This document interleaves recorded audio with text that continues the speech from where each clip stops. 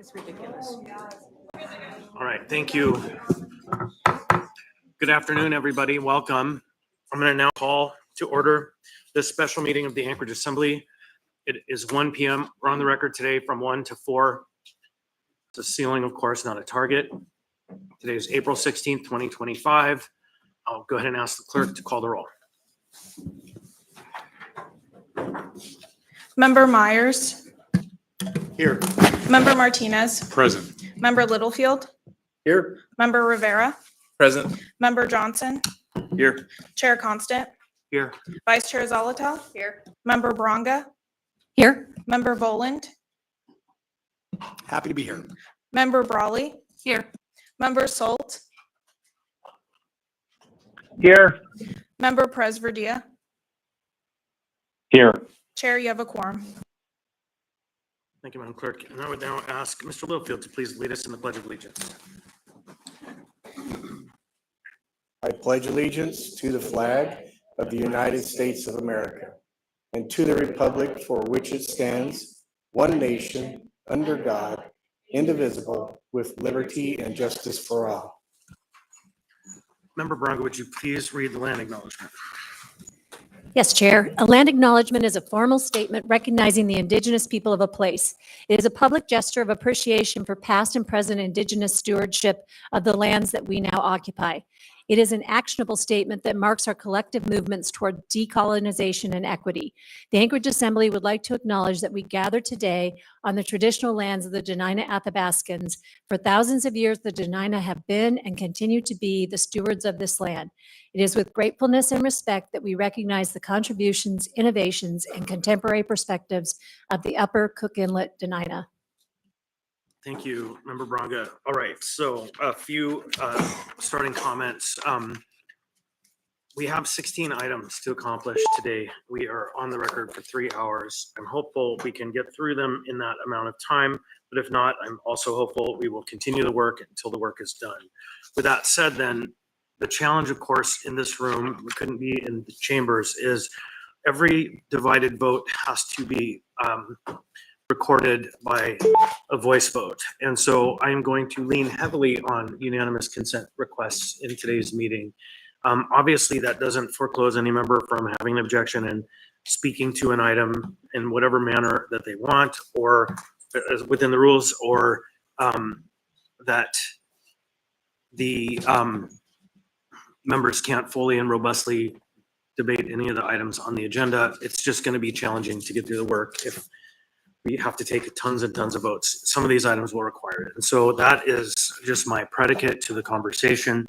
And with that, then we have a request to change the order of the day. Ms. Zolotel. Thank you, Mr. Chair. I move to change the order of the day to take up item 5A, 4B, 4E, 5B, 4D, 5C, then the remainder of the agenda, ending with item 4A. Second. Can you state that one more time? So the motion to amend by Ms. Zolotel, seconded by Mr. Vaughn. I got 5A, 4B, and then 4E as in echo, 5B as in Bravo, 4D, 5C, the remainder of the agenda, and take up 4A after 5L. all right. So Madam Clerk, did you get that? So there's a motion to change the order of the day made by Ms. Zolotel in order to reorganize some items so they can be taken up properly and in the right order. Seconded by Mr. Vaughn. Is there any objection to the motion to change the order of the day? Ms. Zolotel, go ahead. I don't want to object, but I want to know why. Yep. So this lets us take up the port items in the proper order, ensuring that we take up the revenue question before the contract question. Then there are 2 items where the action requested is to postpone them indefinitely. And then it moves through to take up the waste to energy just before. So it's just basically putting the waste to energy at the end of what's basically the enterprise and utilities section of our agenda today, and then down the rest of the row. With 4A, one I have a conflict on, so putting it towards the end of the agenda. That's the why. Is there any objection to that motion? Hearing and seeing no objection, the agenda's order has been changed. I would also note that the mayor is with us, the manager and the chief administrative officer and municipal attorney Lusa is also here at the table. We have a room full of people. Okay, so next up, we will take up item 5A. Item 5A is AO 2025-47, an ordinance of the municipality of Anchorage, Alaska, providing for, authorizing, and approving the issuance of port revenue bonds and or notes for the municipality in one or more series in the aggregate principal amount outstanding at any time of not to exceed $1,102,735,000 for the purpose of providing funds to refinance certain outstanding debt and to provide for additional funds for future capital improvements and related financing expenses. The Port of Alaska, and appropriating the proceeds of such bonds and or notes to the Port of Alaska Capital Improvement Fund 570800. Public hearing on this item is now open. Anyone wish to be heard on this item? If you do wish to be heard, please come forward to the lectern. We will have a mic. Anyone? Seeing, hearing none. Public hearing on this item is now closed. What's the will of the body? Move to approve. Second. Motion to approve by Ms. Salatel, a second by Mr. Myers. Ms. Salatel. Thank you. So I heard the chair sigh when he read that number. It is a big number, but it is necessary. This is a necessary move for us as a municipality in order to move on with the next item, which is looking at Terminal 1 cargo replacement. If you've been on the journey of the port for the past decade or so, you will know that these two actions today actually represent significant milestones. And we've had a number of significant milestones over the past couple of years. There's real momentum behind this project. And so while this is a large amount of revenue bonds, I want to point out a few things. One, these are not bonds like our traditional bonds that go on the ballot. These are bonds that are paid with something called a surcharge on our tariff. Yes, if these bonds are ultimately authorized by the Assembly in the future to be sold on the market, those tariff surcharges do pass on to consumers. But this does not preclude what the municipality has been very successful at to date with the port modernization project or program, which is getting other funding. We have already replaced one of the terminals in the port modernization program called the petroleum cement terminal. That was an expensive terminal, but to the tune of just over, I believe, $12 million to the municipality. It was a very small contribution by residents of the state of Alaska to the overall program. I have high expectations for this as well. There are some grant funds we continue to expend, but the real piece to this is, and the reason there is that big number is to assure our contractor that we are walking in partnership, that we are going to see the Terminal 1 construction through to the end. This number also gives us room to remain agile and pivot in that construction process. I think everyone can understand that there's a little uncertainty in the world, but we are prepared and we have lots of opportunities to move with whatever those circumstances may be. I also want to reinforce, we have a really great relationship with our federal delegation and continue to talk about the importance of the port modernization program, not just to Anchorage, but to the entire state. We also continue to have a really great relationship with the Anchorage caucus of the Alaska legislature going to bat for this program. So what I want to let the public know is you should absolutely be paying attention to the port. If you've ever been at one of my community council meetings, you hear me talk about the port. It is one of the most significant pieces of infrastructure we have in our town. And it is one of the most significant pieces of infrastructure for the state. So I am very proud today to cast my vote in favor of this and the next item, knowing that the municipality is stepping up to make sure that infrastructure works. It is future-proofed and it is resilient for whatever the future may bring. So I would ask my colleagues' support. Thank you. The clerk reminds me that there is an AIM to associate with this item. It's 4B1. Wait, I'm sorry. Is there an AIM to associate to this one? It's not listed on my list. Through the chair, it's the bond market volatility. Okay, it's not on my list, so I didn't catch it. Okay, so it is unnumbered AM from the mayor. Bond market volatility is the title. It will be associated with this item. All right, so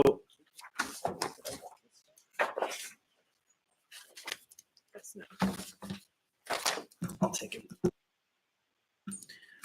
So next, does the administration wish to chime in on this item now at all before we move into more deliberation? To the chair, I'll say that our comments are largely aligned with Vice Chair Zalentel. I think this is a very significant development, but it is also one that is not wholly new. This is very similar to an action the Assembly took last February to authorize bonds, which effectively creates a budget. This new item aligns with the plan of finance that we published in January for the whole of Cargo Terminal 1 and the whole of Cargo Terminal 2. One thing that I would also add to give the members of the public and any other interested parties some perspective is that while this creates the budget for us, this itself, despite having a big number on the first title page, doesn't have a summary of economic effects because it doesn't actually authorize the issuance of any bonds until the Assembly comes back and says we specifically authorize a particular issuance of bonds. And for those who are playing along with the written materials, that is at the very top of page 10, Assembly approval of bonds. So this creates the ability for us to move forward, but does not immediately result in whole new economic impacts for the community. And Mr. Chair, if I might add one further thing for the record, just because I received questions from the public about this and would like to state it publicly regarding the order of the day, just to make clear that this passage of this ordinance is a prerequisite to award of the Terminal 1 contract. And the reason for the timing of those items being introduced last week and coming before the body this week and the ordering today of having this ordinance go first is because a portion of this additional bonding authority is a prerequisite to being able to award the Terminal 1 construction contract. And that was Mr. Falsey and Ms. Wynn Pearson for the record. Okay, anyone else wish to discuss this item? Okay, I'll just note that this has been an ongoing project for generations. And in the Berkowitz administration, some members of the Assembly, including the now mayor, set to task and hired a contractor, our friend Rose Georgialewski, who really helped us to look at this process and look holistically at the prospects of this effort. And I think that that moment was a true turning point in moving us to where we are today. And there has been a steady hand on the till by both the Assembly and the administration, but for a little bit of a window, previous administration, any questions? So this work is not the conclusion of a rapid finish to get things done really quickly. This is literally like an 8-year effort that is landing today. And so for those who feel that this might have some kind of time pressure, the time pressure is not about getting something done for anything other than we've been working on this trajectory for years, and here we are now and ready to proceed to the next phase. And this gives certainty to the plan of finance. It makes the plan of finance real. So with that, then, if there's no one else, members, I would like to ask unanimous consent. Is there any objection to this motion? Anyone on the phone with objections? No objections are heard by unanimous vote of the Assembly. AO 2025-47 has passed the body.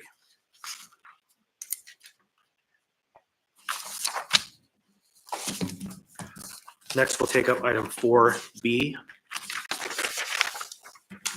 Item 4B is Assembly Memorandum 327-2025, recommendation of award to Manson Michaels Joint Venture, MMJV, for construction services for Terminal 1, replacement under the Port of Alaska Modernization Program.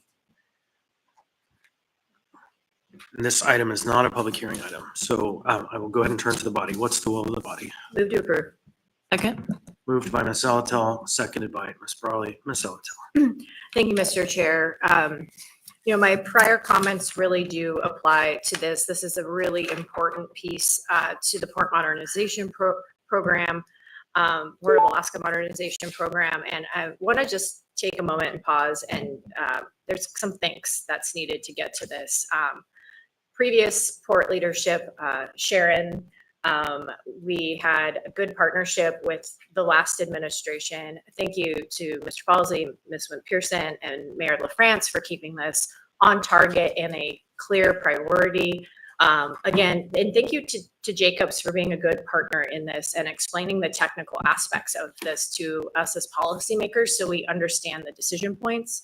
I also want to thank Toad Matson and the rest of the operators at the port. This has really been a collaborative conversation. Mr. Constant alluded to it earlier, but the Design Advisory Board has played an integral role in moving decisions through.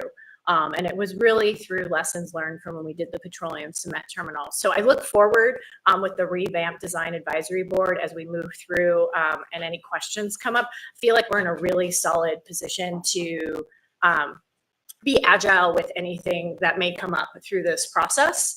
And then with that, in the name of agility, I would like to go ahead and move amendment number 1. Second. There's a motion to amend by Ms. Zalatel and a second by Ms. Brawley.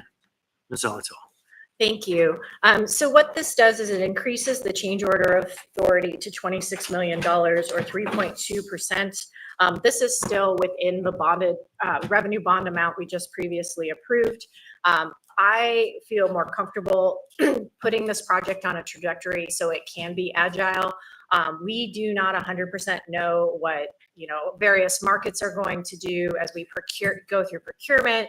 And we have a lot of pieces moving here. And the idea is with this change order authority, this project has been really good at briefing the assembly, but it leaves them to be agile to respond to those conditions that may arise.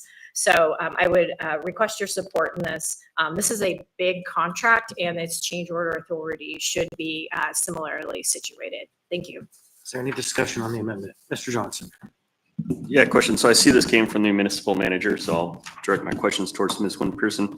In the change order 30, 1.5% had been the amount in there. Is that our standard practice? Are we deviating from it, or is that sort of a number that varies depending on from contract to contract? Through the chair to Member Johnson, my understanding from all of our all of our construction experts is that the 3.2% number that is included in the amendment is more typical, and particularly more typical for the first few years of a project in which there is more likelihood of needing to be agile and some pricing volatility. The initial number presented was lower than that to try and keep a tighter leash on the contract. The question here of this amendment is really if the body is amenable to having us take a more traditional path of having something closer to that 3.2% rather than the 1.5% included in the authority from the outset. Thank you. I appreciate that answer. And then follow-up question. If this amendment is adopted as written, could you just kind of walk us through a little bit if the administration would have to come back to the assembly for approval and changes to the contract amount? Through the chair to Member Johnson, we would, if we were to exceed the contracting, the change order authority, then we would come back for a request for an increase. And we would anticipate, this was a projection that we would anticipate would take us at least through the first year of the contract. Okay, thank you. Any discussion on the amendment? So I would note my impression of this was that if you followed the conversations in email about the what do you call the bond for construction, the surety bond, or the amount that the contractor has to put on the table just to be able to bid, it was in this range of magnitude. It's $22 million. And so the reality is this project is so big that while these numbers look giant, these numbers are actually pretty standard. And so I would just offer that by percentage. It's nothing standard about such a large scale project. But any further discussion on the amendment? I would like to ask unanimous consent. Is there any objection to the amendment? On the phone, any objection? Oh, Mr. Salt, you're on the main, okay. I am hearing and seeing no objection, therefore the amendment is adopted unanimously. I also am told by the clerk and reminded that there is also an AIM associated with this item. I'll go ahead and read it now. It's item 4B1. Information memorandum, unnumbered, Port of Alaska Modernization Program, Terminal 1 construction contract response to inquiry from Anchorage Assembly. I want to thank the clerk, or not the clerk, I want to thank the manager and the administration officer for getting very detailed answers to lots and lots of questions. And so they've all been read by some of us at least. Okay, so now we have the main motion as amended before us. Mr. Salt. Thank you, Chair. Appreciate that lead in. So obviously we've seen that there's protest from another bidder, and I know that delta is roughly 72 million, which I think is worth a few questions, which the administration has done a very good job of answering mine as well as the others.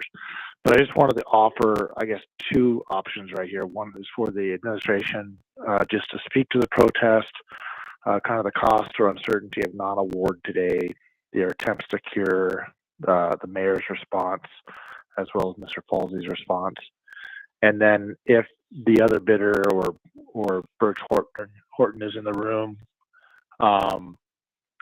just to me, it seems, I'm just curious as to why the other bidder didn't put in a bid bond, which I believe has very low cost too, even for a large amount such as this,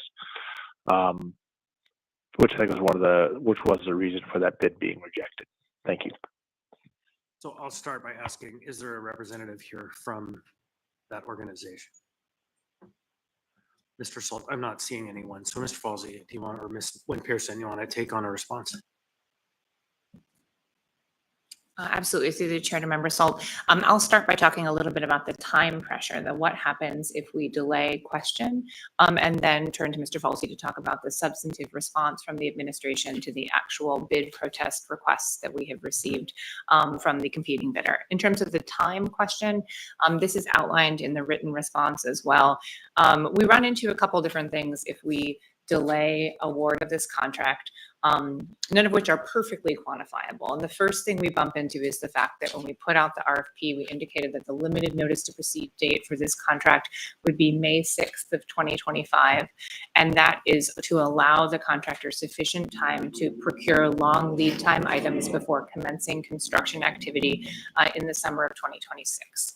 And so as if we are to pass that date, if we're to not make the contract award prior to that date, the world doesn't end, but we end up potentially in a renegotiation situation, because that date was something that the bidding contractors took into account in considering whether they were able to agree to the liquidated damages provisions in the contract, which are triggered by a delay in construction start time and delivery of certain key items under the contract. And so that starts to become a risk. We run into our second very concrete risk point at May 26th, because that is when the validity of the initial bid concludes. The contractor is bound to their bid for 90 days from the date of submission, and we hit that point at May 26th. After that date, we would potentially have to go out to rebid of the contract, start the process over again.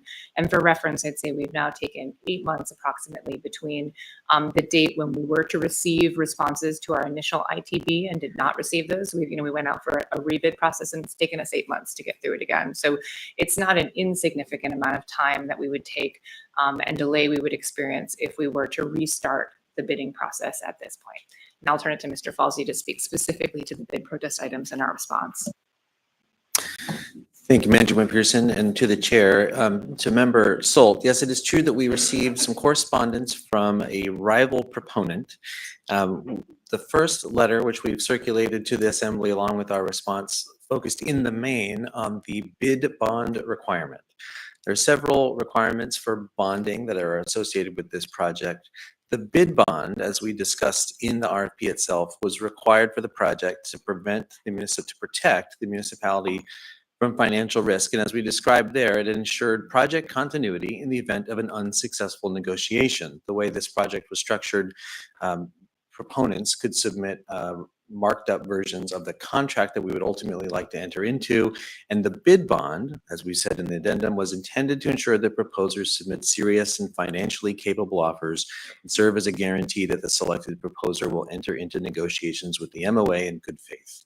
It is a relatively common practice in construction projects to have a bid bond.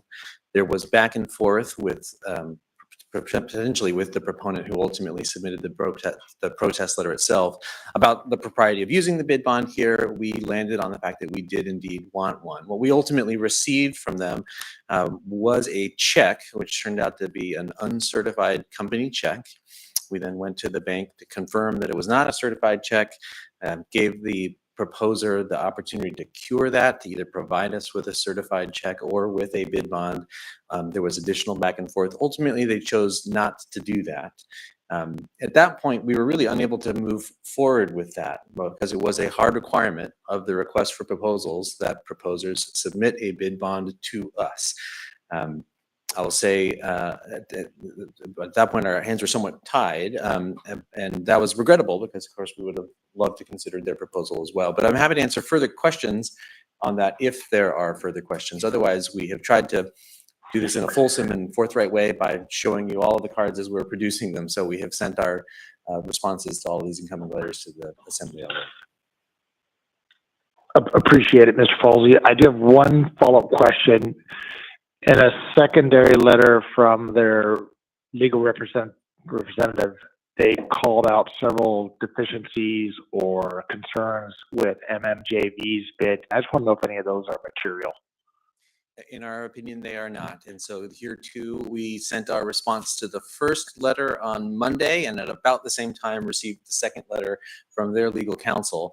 We have just submitted our response to that letter from their legal counsel just ahead of this meeting and CC'd all the Assembly members so you can see our full response there.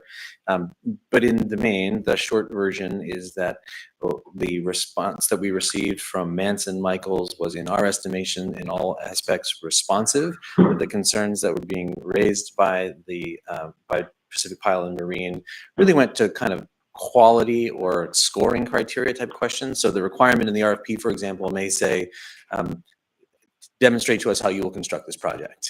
And Pacific Pile and Marine said, we take issue with some of the ways that they propose to construct the project. Well, that doesn't make the recommended awardee's proposal non-responsive. It might go to how you would evaluate that. But certainly the evaluation committee concluded after its more technical and extensive review that the Manson-Michael joint venture proposal would result in a project that will get us a new Terminal 1.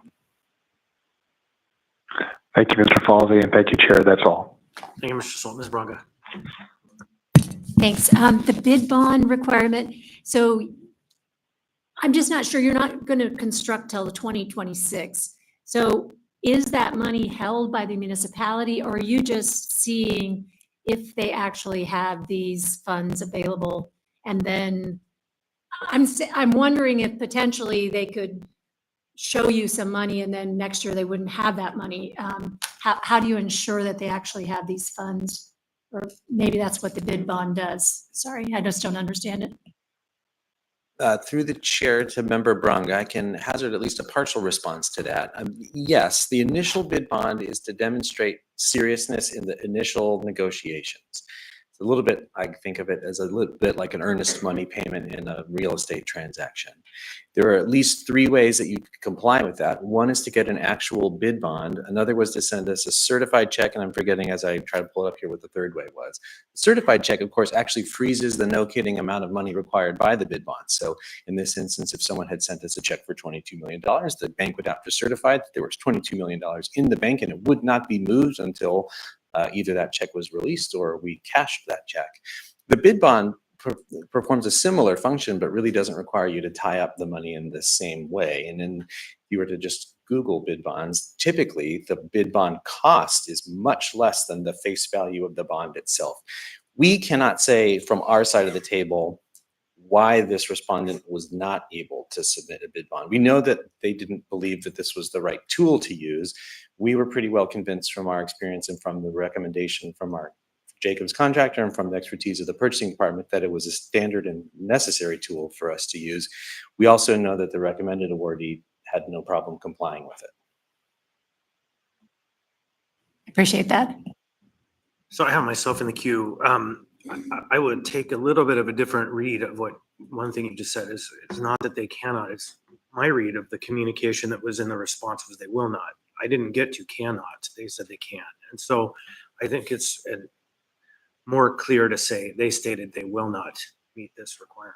And so now I read your letter that you sent out this morning, and I think it addressed every concern that was in the list except one. Maybe you did, and I just didn't read it closely enough. It was their concern about community workforce agreements. And did we have a response to that item? Is that similarly, those are qualitative concerns, not relative to whether or not the bidder is qualified? And to the chair, the project is subject to community workforce agreement, which I know you're aware of. And so that negotiation will happen afterwards with the contractor concerning the project. And so I think their assertion was that there were somehow less local contractors available who would then be covered by the CWA. And the challenge there is that's not, I mean, it's certainly not a requirement. The project is required to have a CWA. That has been decided before we came into office. And so I think it's sort of, in some ways, a challenging item to respond to because the requirement is clear. They will comply with the requirement.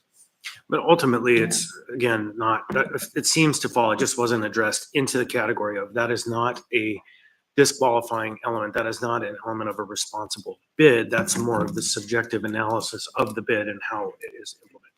To the chair, absolutely. It's certainly not a qualifying requirement. And additionally, the CWA requirement will be met. Right. Okay, thank you. Ms. Frawley. Thank you. And I will also say thank you for all the work that's been prepared, but specifically, I had some questions and was able to meet with the meeting manager yesterday and appreciate the information in writing. I also appreciate that we were given guidance on what the Assembly's ability to send things to the bid review board is. And so I contemplated that, looking at this particular case and just knowing the scope of that board. And I'll just say briefly, my understanding of that board is it is a narrow scope in which it is looking at essentially was the procurement process met. So there's not discretion there. It's really evaluating the process. And I may be messing up the technical terms, but essentially, and I've also been a contractor, certainly not anything of this magnitude, not building anything, but I have seen, non-responsive bidders. And I know that generally speaking in a procurement process, that is a hard rule. You either are responsive or you're not. And even if you meant to be, if you were not, then that is not a discretionary item. And so I just wanted to put on the record, at least that I had considered whether we should take that action or whether I should initiate that action, and concluded that it seems very unlikely that that board would come to a different conclusion or even come to different findings of fact, in which case it would really be an exercise of additional time and process, but not change the outcome and not necessarily, just not change the outcome. And so at this point, I would recommend to my colleagues, if anybody was contemplating that, to consider the time cost of that and whether it would produce a different result. And so I have no intention at this point to make that, nor have I been asked by any of the parties to do so. Thanks. Discussion on the motion. Anyone on the phone? Seeing, hearing none on this item, I'm going to again ask for unanimous consent to the members. Is there any objection to the adoption of the motion? Anyone on the phone? I am seeing and hearing. No objection. The motion has passed on a vote of 12-0. That's AM 327-2025 as amended. So take a breath. Yep, Ms. Salatil. Yep, I would move to immediately reconsider. Second. So there is a motion to reconsider, moved by Ms. Salatil, seconded by Mr. Myers. You have a proposal, Ms. Salatil? No vote is urged. A no vote is urged. Any discussion on that motion? Seeing, hearing no discussion, I'm going to ask again, I don't know how to say it, unanimous dissent. I'm going to go ahead and ask for unanimous dissent. Is there any objection to the motion? It's the first time I've ever asked for unanimous dissent, but here we are. I am hearing and seeing no dissension. Therefore, the motion to reconsider has failed. Do we need to do that for the financial instrument? Chair, I think that'd be advisable. Ms. Alatel. I move to reconsider item 5A. So there is a motion Second. to reconsider item 5A by Ms. Alatel. Who was the second? Ms. Brawley. In the same vein, I would like to ask for unanimous dissent. Is there any objection to that motion? Anyone on the phone? I'm hearing no dissent, therefore the motion to reconsider has failed on item 5A. Madam Mayor, you have the floor. Thank you, Mr. Chair, and thank you to the members of this body, not only for your unanimous approval and unanimous dissent, but for the way in which you have engaged in this project, for the way in which you have shepherded Ms. Zalatel, Mr. Constant, and to our team as well, and those here in this room who have also played a really big part in what I believe to be, this just feels like a historic move forward. And so thank you all so very much. I look forward to continuing to collaborate with all of you on this critical project, this critical program, series of projects. Thank you. Never before has been voting on industrial infrastructure been emotional for me, but in fact is today. Next, we have item 4C. Item 4C is AM 339-2025, a memorandum of the Anchorage Assembly authorizing the crane agreement between the municipality of Anchorage, Don Young Port of Alaska, and Matson Navigation Company of Alaska LLC to state the terms and conditions for the purchase and delivery of cranes to be located at the Don Young Port of Alaska cargo terminals. Ms. Alto. Move to postpone indefinitely. Second. There's a motion to postpone indefinitely by Ms. Alto, second by Mr. Myers. Ms. Alto. Thank you. I'd have Manager Wynn Pearson answer the question of why. Ms. Wynn Pearson. Thank you, Mr. Chair, and to the Chair and Vice Chair Zalatel. So this agreement, this item and the next one that will come up are both tied to a paradigm of crane purchase and operation, which may be shifting slightly, only in the sense that Matson is now looking at different options for procuring cranes. The original intent was to procure them, I believe, from Japan, and they're now exploring options for utilizing used cranes from somewhere else, somewhere else within the Matson network. And so as a result, our paradigm, the contract terms may shift slightly because again, the paradigm for how those cranes will arrive and be installed may change slightly. So as a result, we would like to ask that these two items be postponed indefinitely. At this time, we will resubmit. We will anticipate that we're going to resubmit two very similar items because the idea is not that the ongoing operating paradigm shifts in any way. The idea is that the timeline does not shift in any way, but the idea is that the location and type of sourcing that may be used to identify the cranes is intended to shift, and as a result, they may have some impact on contract terms.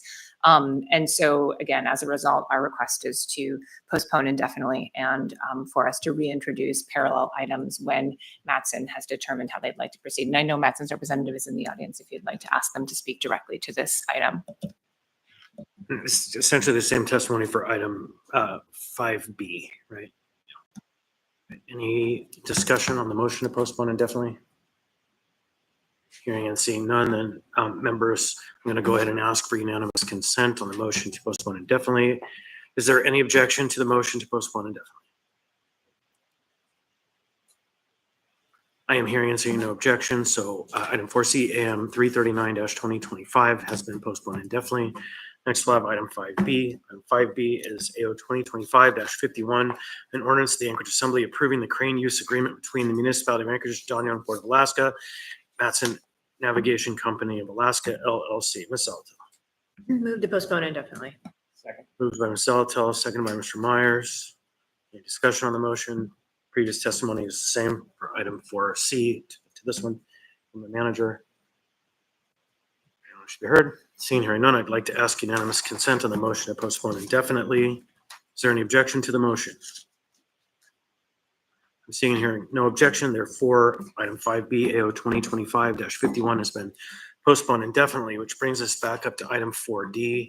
Item 4D is AR 2025-126, a resolution of the municipality of Anchorage supporting establishing a new waste-to-energy project led by Solid Waste Services and supported by the Anchorage Water and Wastewater Utility, both enterprise utilities of the municipality of Anchorage. Is there a motion? Move to approve. Second. Moved by Mr. Johnson, seconded by Ms. Zalatel. Mr. Johnson. Yeah, thank you. Just quickly, I'll speak to why I'm excited for this prospect. There are, if we find that this is feasible, I mean, a lot of upsides to consider with the concept of a waste to energy facility. There are health benefits, there are environmental benefits. There is adding to our overall sources of energy, which is a very timely subject for the municipality of Anchorage as we contemplate not the same availability of natural gas as we've relied on years past. This has the potential to extend the life of our landfill, which we know is a major liability for the city. It is beneficial in terms of our ability to dispose of wastewater and the sludge associated with that. So there is a litany of potential upsides to this. Now, understanding the feasibility of the project is, it is a large project. It is a complex project. So this is not ultimately greenlighting the construction of anything. Just simply laying a path forward to go forward and then do more to determine the scope and the probability of success here. The monies for this, the project, which is supported by Solid Waste Services and AWU, are from their funds. So it does not have an impact to our general government spending. It is from their budgets. They have the capacity and they have expressed their support for this project. So with that, I would just encourage my colleagues to support this. Ms. Zalatil. Thanks. So I share Mr. Johnson's enthusiasm with the exploration of waste to energy, especially given the energy issues in South Central Alaska.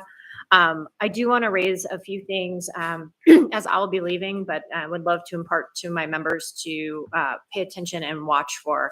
I look at waste to energy not unlike the port modernization program. It is a multi-phased project that will take lots of steps. And it is one where you'll have to dig in and from time to time and really understand sequentially where the effort is in order to be able to do the go, no go decisions. And what I've learned through the port project and other significant infrastructure projects is that we typically have a member who does dig in deep and can be relied on. And I know Mr. Johnson is in on that, but I encourage you all to find a passion for waste to energy, to dig in on this project. And I know Ms. Toth and Mr. Spafford are ready to walk you through all of it. The $8 million that will come up in first quarter budget revisions, that's a lot for a preliminary investigation of a project. It's, you know, we have a feasibility study. I think if I were you, you know, maybe at the next Enterprise and Utilities Oversight Committee meeting or shortly thereafter, kind of start to get a project timeline of what steps you can expect to see when, so you can track it. And then the last thing I would say is whenever you're amassing a pot of money is to have someone keep track of where you're at in that pot of money. I had Mr. Rebuffo during the port modernization program bring me a sheet of paper at the start of every enterprise and utilities meeting, telling me kind of where we were in the plan of finance. So I think this is exciting. I think it's big. And I think it takes a lot of work, but I'm confident that the municipality and this body can see it through to some really great decision points and then really communicate with the public about what this is. Waste to energy will be an education process with the public and how it can benefit them, what the potential drawbacks could be, and ultimately what it might mean on their bills. Because as we know, if we have to approve a rate increase on those bills, we hear about it. Thank you, Mr. Chair. Thank you, Ms. Zalatil. Ms. Brody. Yeah, thank you. And thank you for the words of wisdom. I would also want to say thank you to Mr. Spafford and Ms. Toth. I know we had a lot of questions and we're able to get those answered. And just again, making sure that we are being thoughtful and intentional about this, because I know it's picking up something that was started several years ago and then is getting back going. So it's helpful to make sure we have continuity. And I think one kind of thing to note in terms of difference, whereas the port modernization project, it was very clear we have to do this. We have to figure out how to do it because we're replacing an asset. I think this one is different and will take a kind of slightly different type of shepherding through, which is we're looking at whether something, this new idea, not new to the rest of the world, but new to us idea is feasible and something that we should do. And so I think that's maybe just one nuance to put there, but I look forward to continuing to see how this project evolves and hopefully we can bring it to fruition because it seems like it would have a lot of benefits. Thank you. I would just offer then, seeing no one in the queue, that it's a lot of interesting conversations happening around the concept of what's possible, what's feasible, and then what are we going to do? And in the context is it possible? That's a broad question that can get to pretty yes or no pretty quickly. Is it feasible? Starts to analyze the costs, the kind of cost benefits, the various funding sources, how it would be done. And then the question of then should we do it is the action item that will eventually come before you or us on any number of these items. And I would point out that We have acronym soup here. We have the PAMP, the Port of Alaska Modernization Project. We have this waste to energy conversation. We have the stormwater utility, the SWU. Then we have pump storage hydro. So we have PAMP, SWU, WTE, and PSH. The point I'm making though is that there are a number of complex and potentially large projects coming forward. We, in some ways, I think just put forward the Port of Alaska modernization onto its next foot. It's going to start going in the ground very soon. And these other three will continue to vie for your attention. And I'm hopeful that all three of those priorities find ground in this administration, meaningful ground. So with that, then anyone else on this item? Hearing and seeing none, I would like to go ahead and ask for unanimous consent to approve AR 2025-126. Is there any objection? Hearing and seeing no objection, that item is adopted on a vote of 12-0. Which now brings us to item 5C. So 5C is AO 2025-25, an ordinance of the Anchorage Municipal Assembly amending Anchorage Municipal Code, section 8.25.060 to expand principal liability to parents, guardians of minors possessing deadly weapons on school grounds or at school functions. There's a clerk note. It's the intent of the sponsor to postpone indefinitely this item and substitute with AR 2025-116. We looked closely at our procedures and determined that the last time and the first time we did this, we went ahead and read the items, which I'll go ahead and read the additional items into the record. And then a motion was accepted to approve the resolution that was the substitute for the ordinance. Then the action after that would be to postpone indefinitely the ordinance. And so I will go ahead and read the rest of the supplementary items that are in there.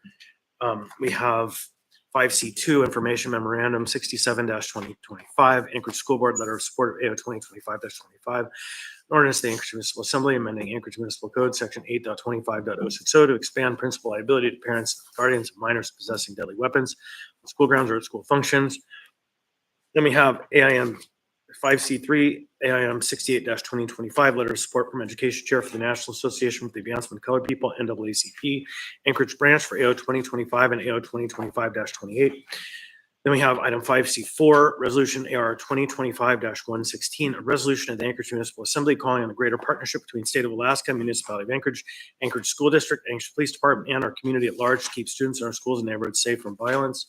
Then we have item 5C5, Assembly Information Memorandum 78-2025, and then item 5C6, resolution AR 2025-116S, resolution of the Anchorage Municipal Assembly calling on greater partnership between State of Alaska, Municipality of Anchorage, Anchorage School District, Anchorage Police Department, and our community at large to keep students in our schools and neighborhoods safe through equitable community-based solutions to violence. And then we have item 5C7, resolution AR 2025-116S1, a resolution of the Anchorage Municipal Assembly calling on a greater partnership between State of Alaska, Municipality of Anchorage, Anchorage School District, Anchorage Police Department, and our community to employ proven solutions to keep students in our schools and neighborhoods safe from violence. And on this item, I believe there is no motion pending. What's the will of the body? Move to S1. Second. Motion to approve the S1, which is AR 2025-116 S1 by Ms. Bronga, seconded by Ms. Zalatel. Ms. Bronga.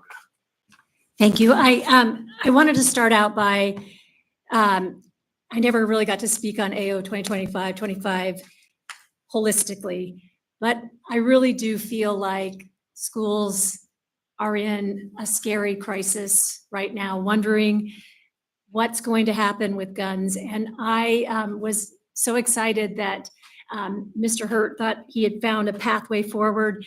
And even though it felt like it wouldn't pass muster with the courts, I think it would have been an interesting test case for communities that are in situations like ours. Start off with also is I am not an anti-gun family. We hunt, we did biathlon, we had guns in our home. I bought my first gun when I was 21, even though I didn't know what I was doing with it. I thought I was going to hike with a big old Mossberg. Anyway, so I'm not an anti-gun, but I do know that when you look at the numbers of firearm tragedies in Alaska and Anchorage, something has to be done. And as a career educator, I saw firsthand the differences in what the climate in schools were from when I started teaching to when I ended. And those tensions, those problems have only compounded with the lack of state support. When we're looking at possible cuts in counseling, when we're looking at cuts to nursing, when we're looking at higher classes, it gives less opportunities to have that touch point with a student that might be life-changing, might be saving lives in a school. You cannot catch somebody who is in crisis without having the ability to sit down. And I know in busy classrooms with many children wanting to have you listen to their latest story, things get set aside, things get lost. And so I'm disappointed that our state is not stepping up. Another thing that I wanted to go on record with is there was some question of if we went forward with the metal detector, helping to supplement those, was this in some way looking to penalize a certain group of students? And so I want on record that the pilot program for our metal detectors that's currently being employed is random. They've been to Wendler, they've been to Save, they've been to Golden View, they've been to Eagle River High. They have not even hit the big three schools. If they were able to extend it, they would like to just randomly show up with metal detectors. And it would be one of these things where there'd be this, no one knows when it's going to be at your school. Everyone walks through it.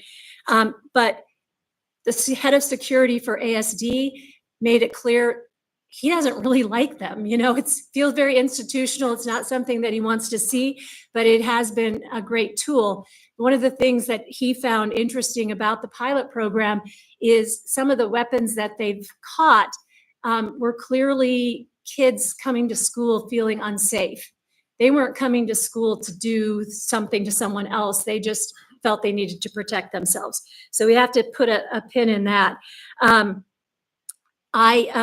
In this process since February when it was introduced, I presented at Chester Park and the Senior Center and 6 different community councils, had meetings with Moms Demand Action, Everytown, the OCS, Alaska Children's Trust. It was something that I worked pretty hard to get some type of comments on what could be done. Neither ordinance asked for weapons to be taken away. I feel like from this process, I've learned a lot. And one of the things I've learned, and I'm hoping that someone from Alaska Gun Rights is listening, that if you want to truly have your voice be heard, write your own message, call me.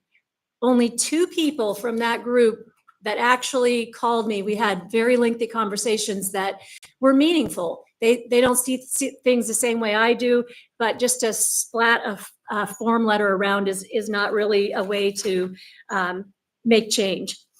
So it is my sincere hope that in substituting this AO 2025 with AR number 2025-116S1, that we will call on some real solutions to make our schools and communities safer within the existing parameters that we can work with. We'll have meaningful dialogue with stakeholders, more commitment from the state to care, protect, nurture, and help our youth succeed. This resolution, and I want to take a moment to thank Member Martinez for bringing forward a resolution that added some good verbiage that I borrowed for this copy, but it would ask for a public education campaign about gun safety, parental responsibility, coordinated partnership with ASD and APD, violence interruption programming for schools with increased documented incidents of fighting or deadly weapons confiscation, training of school staff on threat assessment and inclusion of students in bullying prevention campaign. I spoke with Alaska Children's Trust, OCS, Awake, Covenant House, VOA, and ended up with Dr. Ashley Doss and Ashley Cecil at ASD. There is only one person in ASD who is trained to be an active threat assessment counselor. And they felt like the need was really in finding some sort of violence prevention, training to teachers for what to spot, anti-bullying campaigns, campaigning with parents about how to keep weapons safe. And so that's where I'm landing. Currently, ASD, another fact that I wanted to bring forward is 5 SROs short and a sergeant short.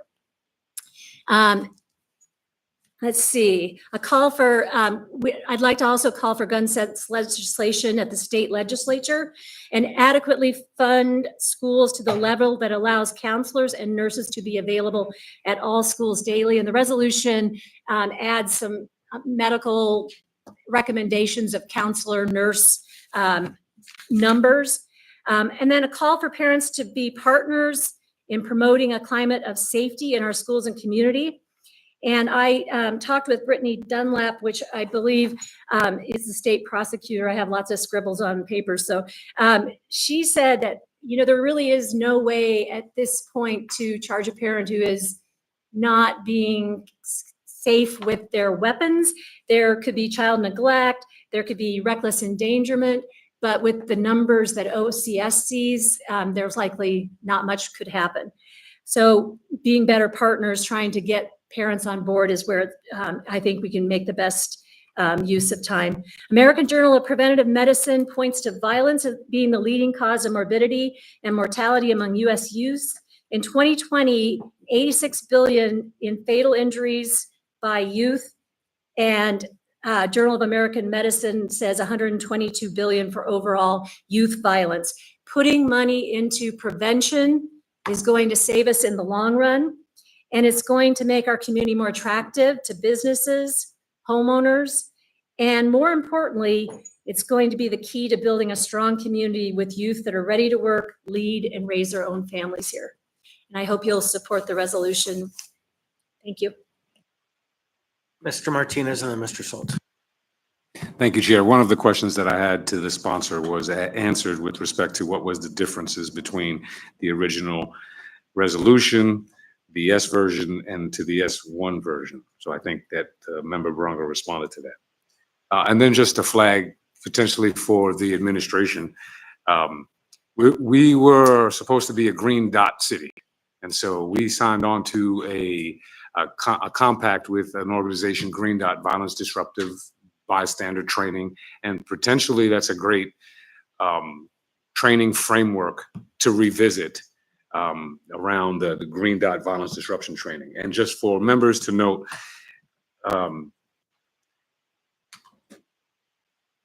there are community organizations working on violence disruption initiatives that are not at the level of our assembly action and discussions. They are happening at the very grassroots level. So if people are interested in where those conversations are happening, I'm more than willing to point you in the direction and connect those conversations as well. And then just lastly, I would note, and I support this, obviously, I introduced an S version, but I would note that one of the challenges to families of Black and brown descent are that today in our current school district, we still have disproportionate rates of punishment against the children that look like the diversity that we celebrate in our community. We still have challenges in our school district with Alaska Native students being able to celebrate their cultural identity at graduation. So these challenges persist at a systemic level. And I want to make sure that we provide enough capacity building, de-escalation training, and work out some of those structural things before turning the relationship into just not a human development one, but more into a law enforcement one, especially around communities that have historic challenges with the institutions that we hope can help make a difference. Thank you, Chair. Mr. Martinez, thank you. Mr. Salt. Thank you, Chair. All for less gun violence and, of course, education. I do have concerns when we start talking about gun legislation. I think we're generally a fairly pro-gun state with all the hunting and so forth. So I just like either Member Martinez or Member Baranga to explain in Section 3, it's in both, just a little more on, we further ask for gun legislation that is trauma-informed, focus on education, calls on parental accountability. If you could just describe what you're looking for there, what you see the outcome is. And my concern is, while it sounds like a good intention, it's out of our control, and who knows what we might get back in return. Thank you. So my intention would be that, I hope it was it, you wanted to do it, or? Well, just for the record, I don't think I included that in my version. So I want to make a distinction, Mr. Salt, that I cannot respond to that particular question. I think there was a distinction between the version that I had and Member Bronco. So I just wanted to make sure that was clear. Thank you. Ms. Bronco, go ahead. Thank you. So I'm going to grab on. So what I was hoping is that we could count on the state for funding for safe storage, for perhaps dispersing of locks, for potentially fully funding SRO program to allow, I think it's kind of hilarious that at the state capitol, they would like to have the metal detector for them. Yet, we may find that students, rather than all these vestibules we're adding to schools, that one of the things that is pretty clear that school shooters are oftentimes from that school themselves, and they would go right through the safety vestibule, that having random metal detector program might be something that the state could help us with. If we're not going to change how guns legislation is, that's something that the state could do to partner with us. So that's what I had intended with that. Thank you. And then on the AR, I guess I can ask that question when it gets later, but it talks about non-punitive gun legislation. So that's the part I want to explain. Thank you. I don't know if there's any later, but we're on this item now. But so next I have Ms. Brawley.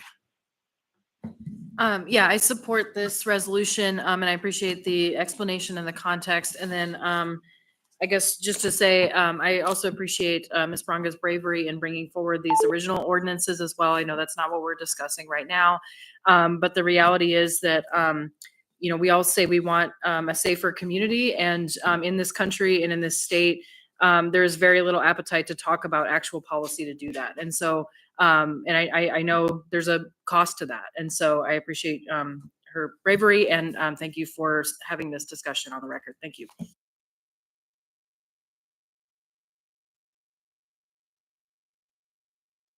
All right, was that it? Okay, Mr. Vaughn. Thank you, Mr. Chair. So I think along the lines of Member Salt's questions, and then hearing Ms. Branga's response, which I think captured a lot of stuff at a more specific level, I am going to move to amend Section 3. So lines 18 and 19 to read, we further ask for gun legislation that is trauma-informed and focused on education, period. So removing and calls on parental accountability, because that is, I think, something. Second. Yeah, thanks. So there's a motion to amend by Mr. Vaughn. Did the clerk capture that amendment? Thank you. And seconded by Ms. Zalatel. And the clerk is ready, so go ahead, Mr. Vaughn. Yeah, I think the call on parental accountability is a little bit nebulous. And I think we received a lot of testimony when Member Branga brought forward these original ordinances, both folks for and against, but also folks who were concerned about punishing a parent for the action of a child. And I think we could probably get pretty philosophical on that point. I just don't know that I'm comfortable making that a direct request for that. But certainly, you know, gun legislation being trauma informed, focused on promoting education and, you know, some of the things that Member Bronga just mentioned. Yes, I do feel comfortable with that. So yeah, would ask for your support for the amendment. Thank you.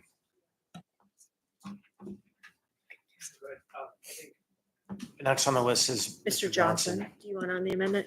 Yeah, actually, I was getting in the queue because I was going to make a similar amendment for similar reasons. I was actually going to remove that sentence entirely, largely because, as to borrow Member Vaughn's term, it does feel very nebulous, right? And I am just reluctant generally to say that we will support legislation without fully understanding what it is. And I'll be candid, even if we're talking about legislation that somehow it encourages parental accountability, that is something me personally, I could potentially, depending on how it's done, like get to yes to, but I'm not ready to attach my name to that or my vote to that without understanding what the actual piece of legislation looks like, what its goals is, and what kind of checks there are in there. So that put me in an uncomfortable place. In terms of this amendment, again, I was gonna go a little further to remove that sentence entirely because just saying legislation in such vague terms doesn't really sit well with me, but I would be willing to contemplate supporting this as perhaps a compromise solution, because we'll say I really appreciate all the effort that Member Brong has put into this. While I consider myself fairly pro gun rights, I also just need to be realistic and honest about the hazards they present to their children. I will say in previous employment, I have seen more than most what guns do to kids, and it is something you never ever unsee. And so I am grateful for my colleague for making clear our community's stance on this and our call for change. So with that, I guess I'll say that I will support this amendment. I'd be even open to the idea of going just a little bit further in terms of editing that section. All right, so next I have Ms. Zalatil. Thank you. So I support this amendment because it really goes back to, I think, a point that Mr. Martinez was trying to elevate. I've spent, oh my goodness, almost 20 years looking at the school district's discipline data. And the disproportionality in this data has existed for 20 years. I even had a hand in a prior life of rewriting the discipline policy and co-presenting it to the school board. And even that hasn't changed this data. And so I am worried when we talk about accountability that we that we provide tools to individuals to meet the expectation.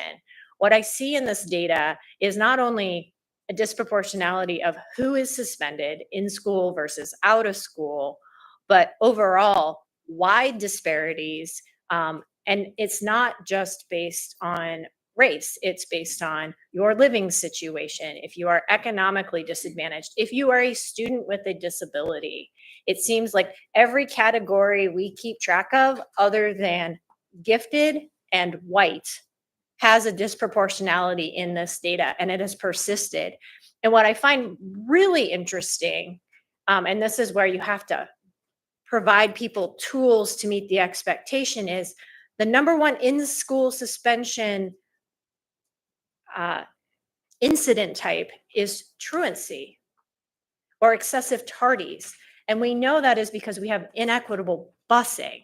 And so when we get to consequences around weapons, I want to make sure we are really doing so in the with an acknowledgement of the ecosystem in which we are stepping into. And I am sharing here on the record nothing I haven't shared directly with the leadership of the Anchorage School District or the school board directly. In fact, when I saw the metal detectors being implemented, I was concerned because one of the first schools they went to was a Title I school that is predominantly BIPOC. And I said, why? Why this school? Why not a school in South Anchorage? Why, why? So I appreciate the amendment, because if we want to talk about accountability, it has to come with the concurrent investment to be able to have those tools. So thank you. Mr. Rivera. Thank you, Mr. Chair. Yeah, I really appreciate this conversation and thank Member Bronga for opening the door to this conversation. Specific to the amendment that we have before us, I keep going back to the NAACP letter, which in my mind really framed the conversation and the goal in a succinct way.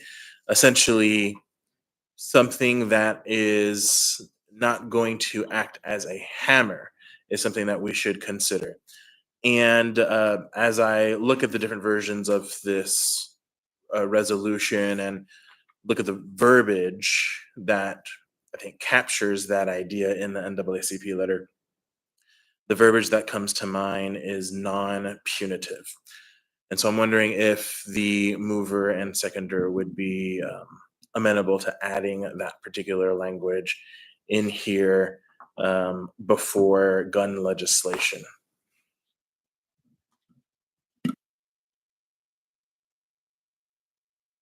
All right, so the mover to the amendment and the second have agreed to add the term non-punitive before the terms gun legislation without objection. Then it is so ordered. And anything further, Mr. Rivera? Any further discussion? Ms. Braga. Thanks. I just wanted to, I didn't mention this before, but the NAACP, I double checked what my original AO 2025 was, and comments that it sounded like they were not interested in parental responsibility. And I was given a hard yes.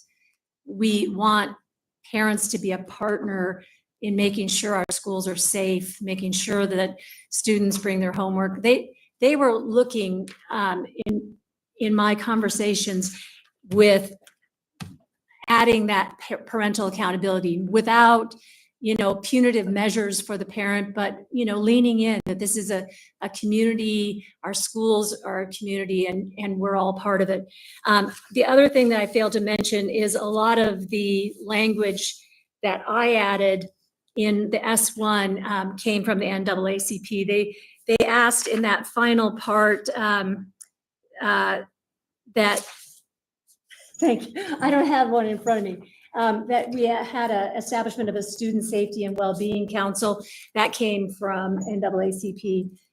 And so, I am okay with non-punitive, but no, we can't say what a school will do when they see a weapon, and there are consequences at school if a gun comes to school. And so, if we change this to say non-punitive, are we telling Anchorage School District they can't do their disciplinary policy? And if so, I'm not comfortable with that.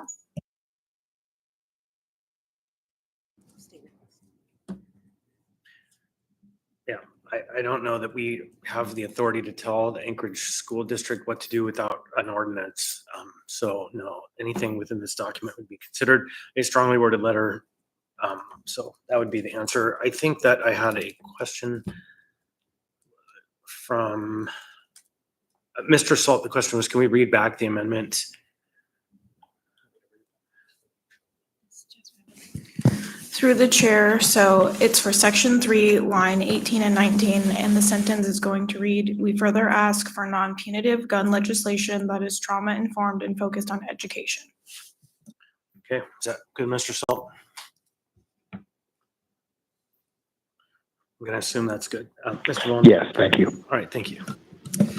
Thank you, Mr. Chair. So I think this is, for me, been one of the interesting evolutions of this legislation. And I want it to be really clear for those who may closely track the legislative history and how all this may be tied together, that evolution from the original ordinances and to where we are now. And I think this amendment does get at, as Mr. Rivera pointed out, is more aligned with the letter from the NAACP. And I think that for me is like one of the disconnects here between the letter of support, but then what the original legislation would have done, which would have been punitive. You would have made a parent responsible for a student bringing a gun to school, and the penalties would follow accordingly. And so I think from the description of what the NAACP is advocating for, that is different than what the original legislation called for. Maybe not in intent, but in the actual language of that legislation. And so if we're saying to the legislature, this doesn't do anything to, Section 3 doesn't do anything to describe what the school district should or should not do regarding their disciplinary policy. Of course, they have to follow state statute. But we're asking, okay, our legislators, if you're considering gun legislation in the future, we're asking that it be non-punitive in a way that I think is consistent with the NAACP's support, but maybe not the original legislation. We're asking that it be trauma-informed, and we're asking that it be focused on education. And so that, to me, gives the clarity and the specificity, and also the alignment with those who have written in supporting this legislation. And I think also, not to speak for Member Braga, but also with her stated intent. So probably beating a dead horse now, but I hope that we can support both this amendment and then also the underlying item. Thanks.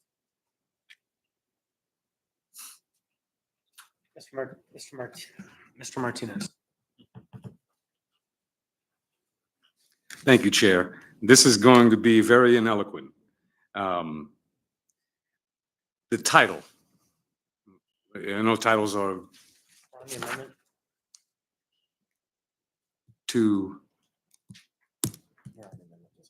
Or on the amendment, right? So is your comment about the title on the amendment? well, no, just the relationship between the amendment and the title, yeah. Okay. The NAACP, one of those things that in a previous version to that amendment, this idea of equitable and trauma-informed, I think I will bring that back to the full idea of to the full action of the item, but I just wanted to I'm going to be looking at an amendment to the title based on this particular amendment in the body of the action. Thank you. So just for expediency purpose, then I would ask the movers to consider amending their motion to make the parallel language in the title, if that's what you're asking for, so we don't kind of go through this twice. That would be ideal, Chair, and the reference point would be the distinction between the S version and the S1 version in title has the difference between equitable community-based solutions, and the other version is employ proven solutions, which is highly subjective and not aligned to the values in the amendment that I'm articulating. Is there any objection from the movers to add the term equitable and community-based to the title? Do you want to remove proven? Can you state, looking at the S1, George, what you would say there? I could take the leap and just say, I would say, and our equitable, community-based solutions, and it can still be, wait. I want to hear. George. Please go ahead. Yes, to the point that proven doesn't have to be omitted if it's framed through the lens of the other two values. Okay, so But alone, proven, for example, could mean wall-to-wall metal detectors and stop and frisk, which would work, but would be devastating, right? So, okay, so thank you. Yeah, I will change my amendment. Okay. To also include the title, if my second is willing, to employ equitable, comma, community-based, comma, and proven solutions.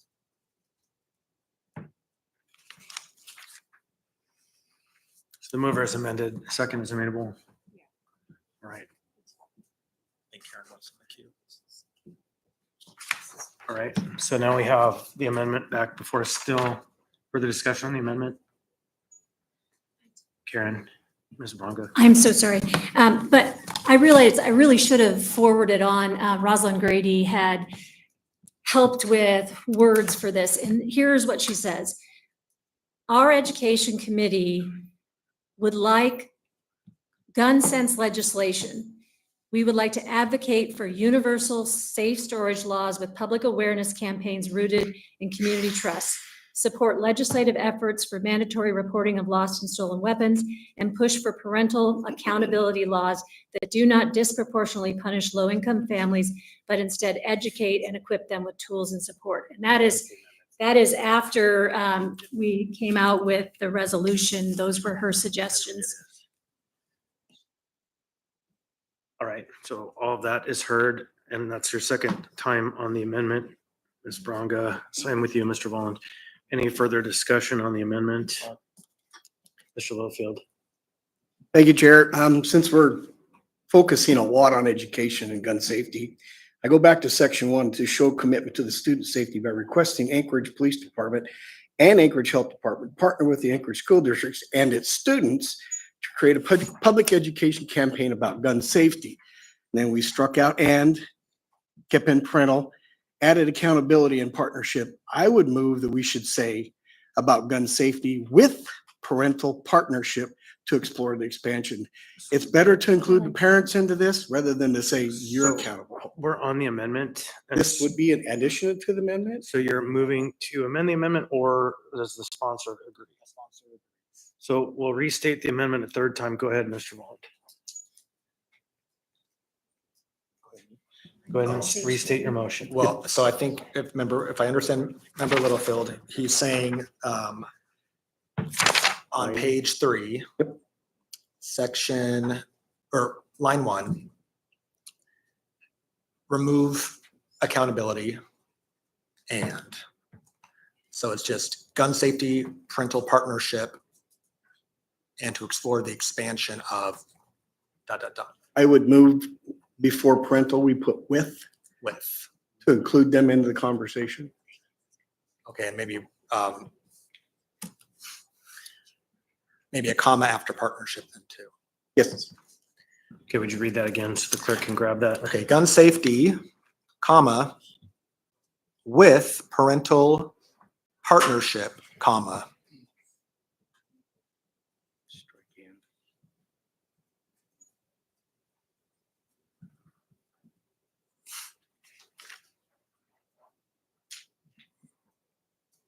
Then right after partnership, comma, strike and to explore the expansion of threat assessment measures.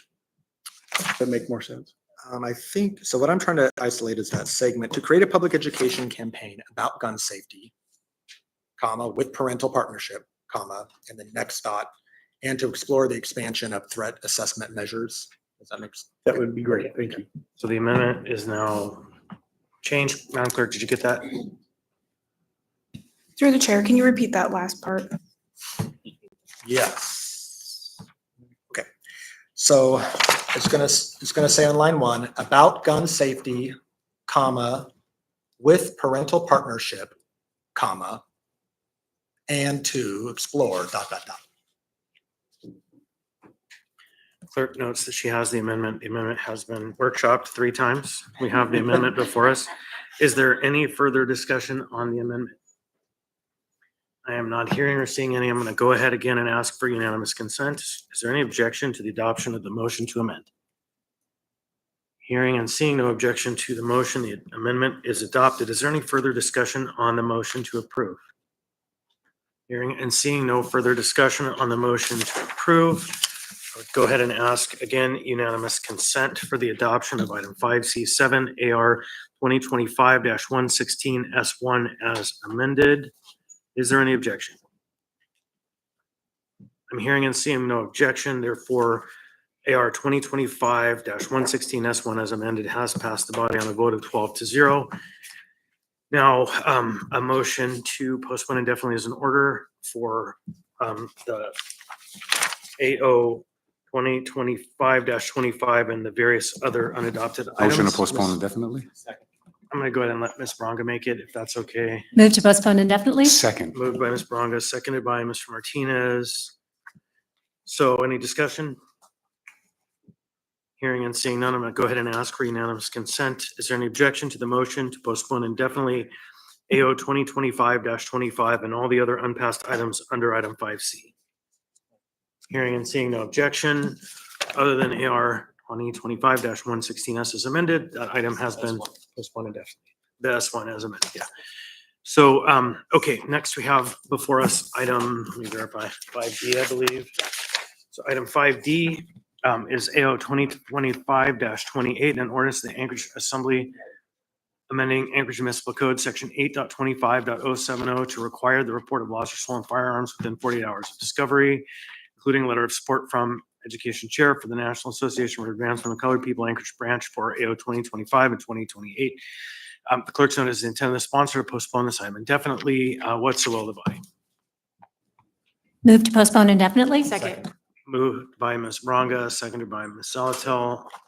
I'm going to go ahead. Is there any discussion on the motion to postpone indefinitely? Hearing seeing none, I'm going to ask unanimous consent. Is there any objection to the motion to postpone indefinitely? Hearing and seeing no objection, the motion carries. AO 2025-28 has been postponed indefinitely. So now we're back on the train.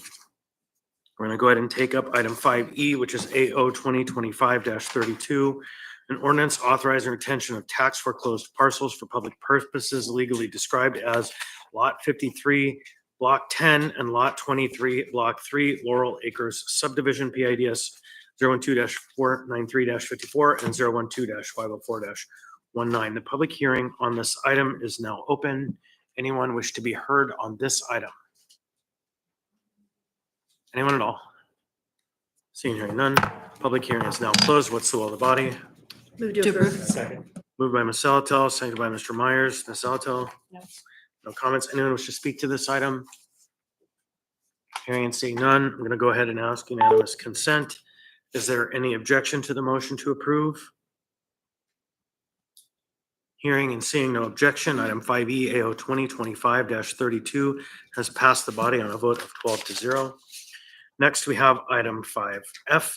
5F is AO 2025-33, an ordinance of the Anchorage Municipal Assembly amending Anchorage Municipal Code, Title 21, Chapters 21.04, zoning districts, and 21.06, dimensional standards and measurements to make technical corrections, eliminate inconsistencies, and address unintended effects of the recently adopted Anchorage Ordinance 2023-103S as amended. Public hearing on this item is now open. Anyone wish to be heard on this item? Anyone at all? Seeing and hearing none, public hearing on this item is now closed. What's the will of the body? Move to approve. Moved by Ms. Salatel, seconded by Ms. Brawley. So we have a motion to approve and a second. Any discussion on the item?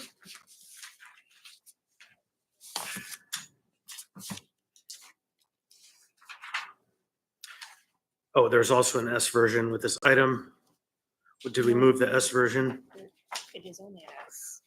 Oh, that's It okay. is, no, that it's correcting the S, or it's related to another S. There's no S version to this item. 2023-103. Here, okay, the amendment is just wrong then. Yes. Okay. So there is no S version.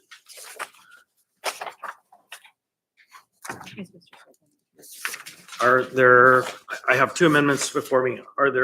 Is there a motion to amend by anybody? I'll move Brawley Amendment 1. Okay, Ms. Brawley has moved Brawley Amendment 1. Second?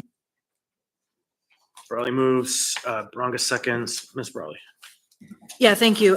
So I understand that this is, the intent is to make some corrections and eliminate inconsistencies. And so this proposed amendment, if you look at the, essentially it's a change to height limits. And so if you look in this ordinance, it is changing, the underlying ordinance is changing height limits in 3 areas with R2A, R2D, and R2M.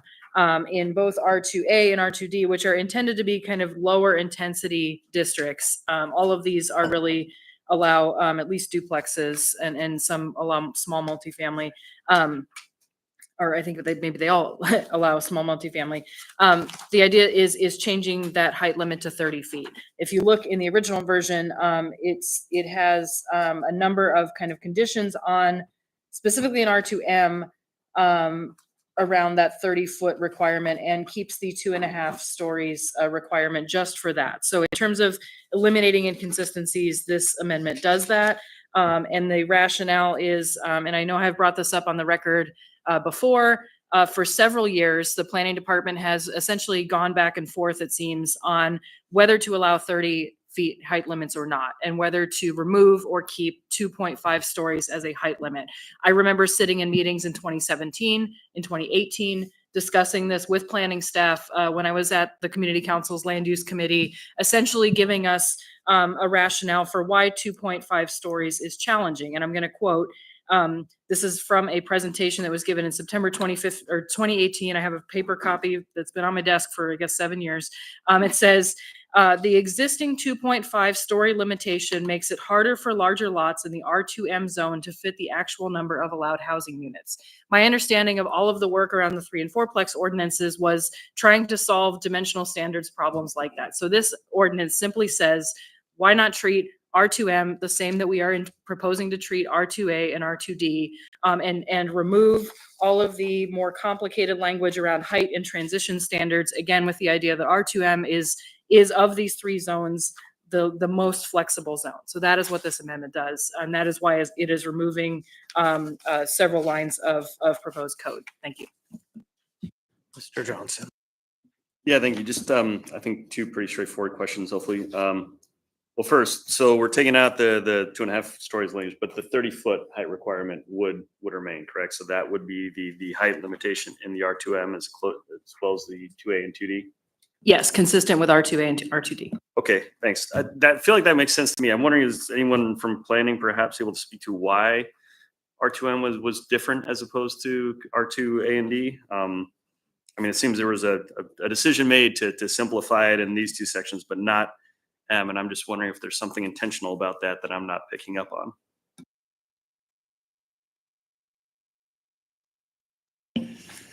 Through the chair to Member Johnson, Maylee Sabab, Planning Director for the record. Unfortunately, since I was not around at the time, I cannot tell you exactly what the intent was behind the 2.5 story height limit, but I do believe that it was just at the time, a general approach to limiting heights in a way that was consistent with the character of the neighborhood. We found that is a little bit difficult to enforce, that a 30-foot height limit is much more straightforward. Okay, I appreciate that. I would think if it's not consistent with the neighborhood, then that logic would apply to A and D as well, but I guess I don't remember those conversations precisely, and I don't know, I feel like 30 feet works for me, so good enough. Thank you. All right, thank you, Mr. Fulton. Thank you, Mr. Chair. I'm going to support the amendment. I appreciate the simplicity that it brings. I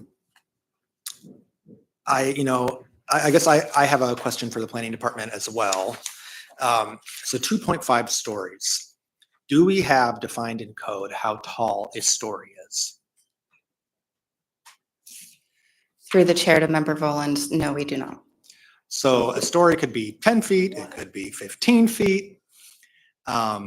So even within the existing code, it seems like there's a lot of lack of clarity, I will say.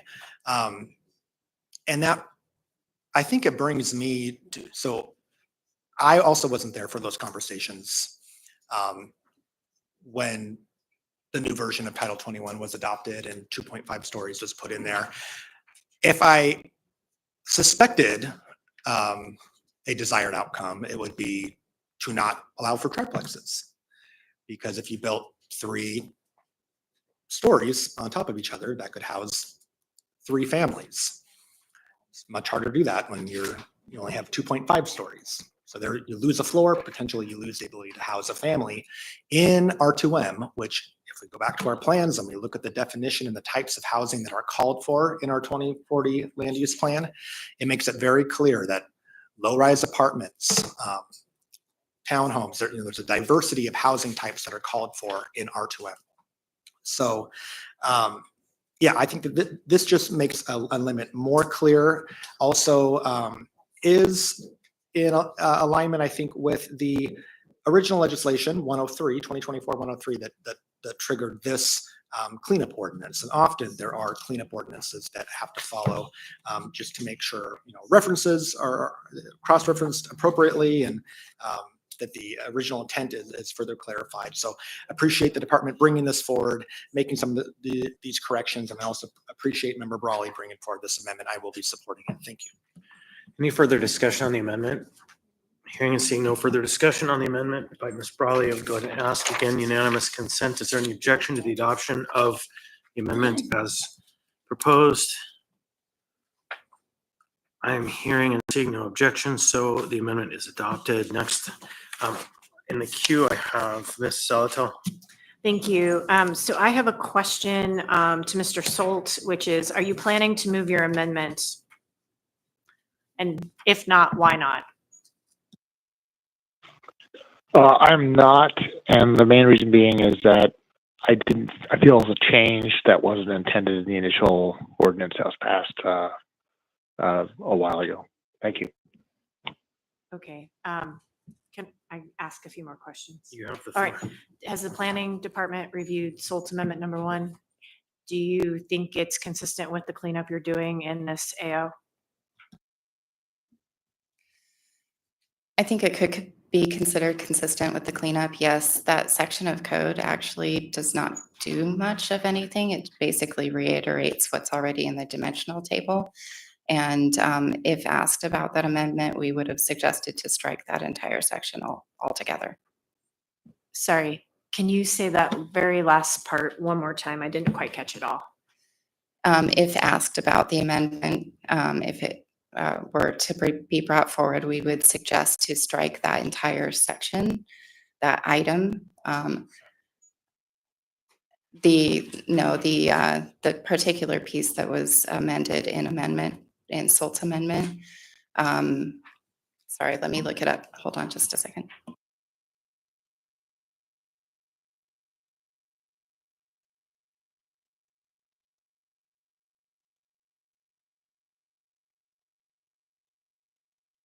Okay, well, we'll leave that for another day and some other cleanup, I think, because I'm not tracking it. I mean, it seemed like the amendment was consistent with some other policy actions we have taken, which is multiple residential structures on a single lot are permitted in. And the amendment would do, what the amendment would do is say all residential districts. That seems consistent with both the home initiative and our ADU reforms that we've done. Is that correct? Yes, that's correct. And by striking that section, the section E to C I, section I, then it just removes some confusing, a confusing section in code. It would not actually be a substantive change because this is already in place in code. Okay, yeah, this continues to make the argument that Title 21 needs to be written in plain language and not be a bunch of cross references. I'm with Mr. Solt in the moment, so I think I'm gonna hold, and I think we can keep it on the cleanup for next time. Thank you. Thank you for answering my questions. Any, Ms. Brawley, were you in the queue or did you already go? Are we on the original item again? We are back on the main motion, yes. Okay, no, I'm good then. Thank you. Okay, any further discussion on item 5F? Hearing and seeing no further discussion.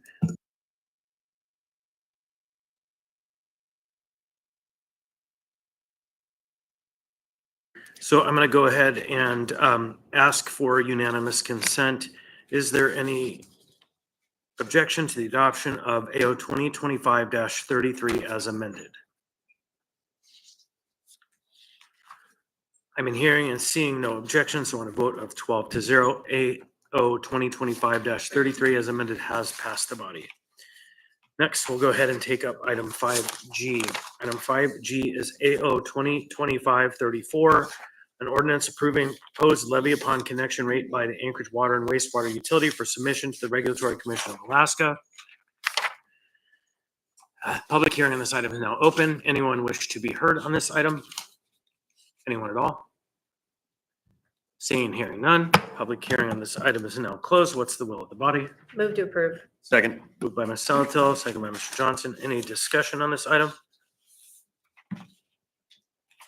Hearing and seeing none. For this item, I'll go ahead and ask for unanimous consent. Is there any objection to the adoption of the motion to approve AO 2025-34? Seeing and hearing no objection, AO 2025-34 has passed the body on a vote of 12-0.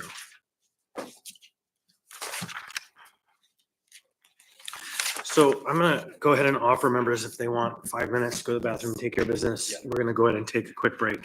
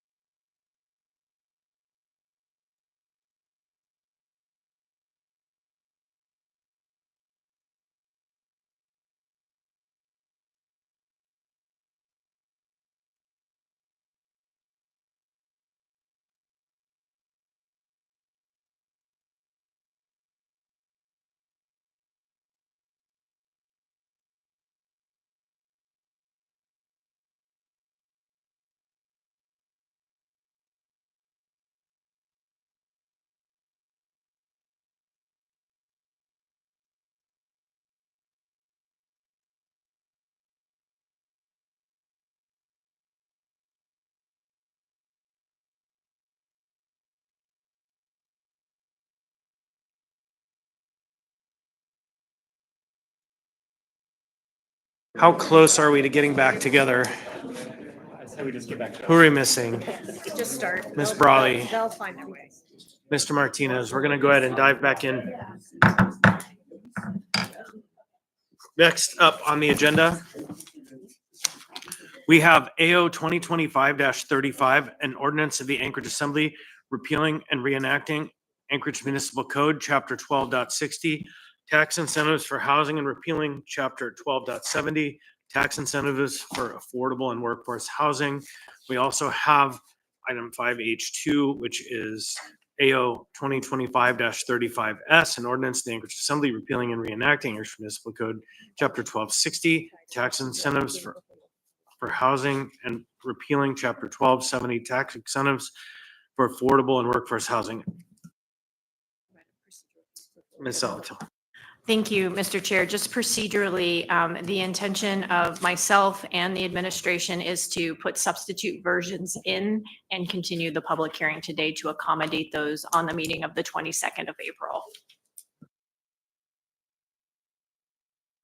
Substitute version coming today?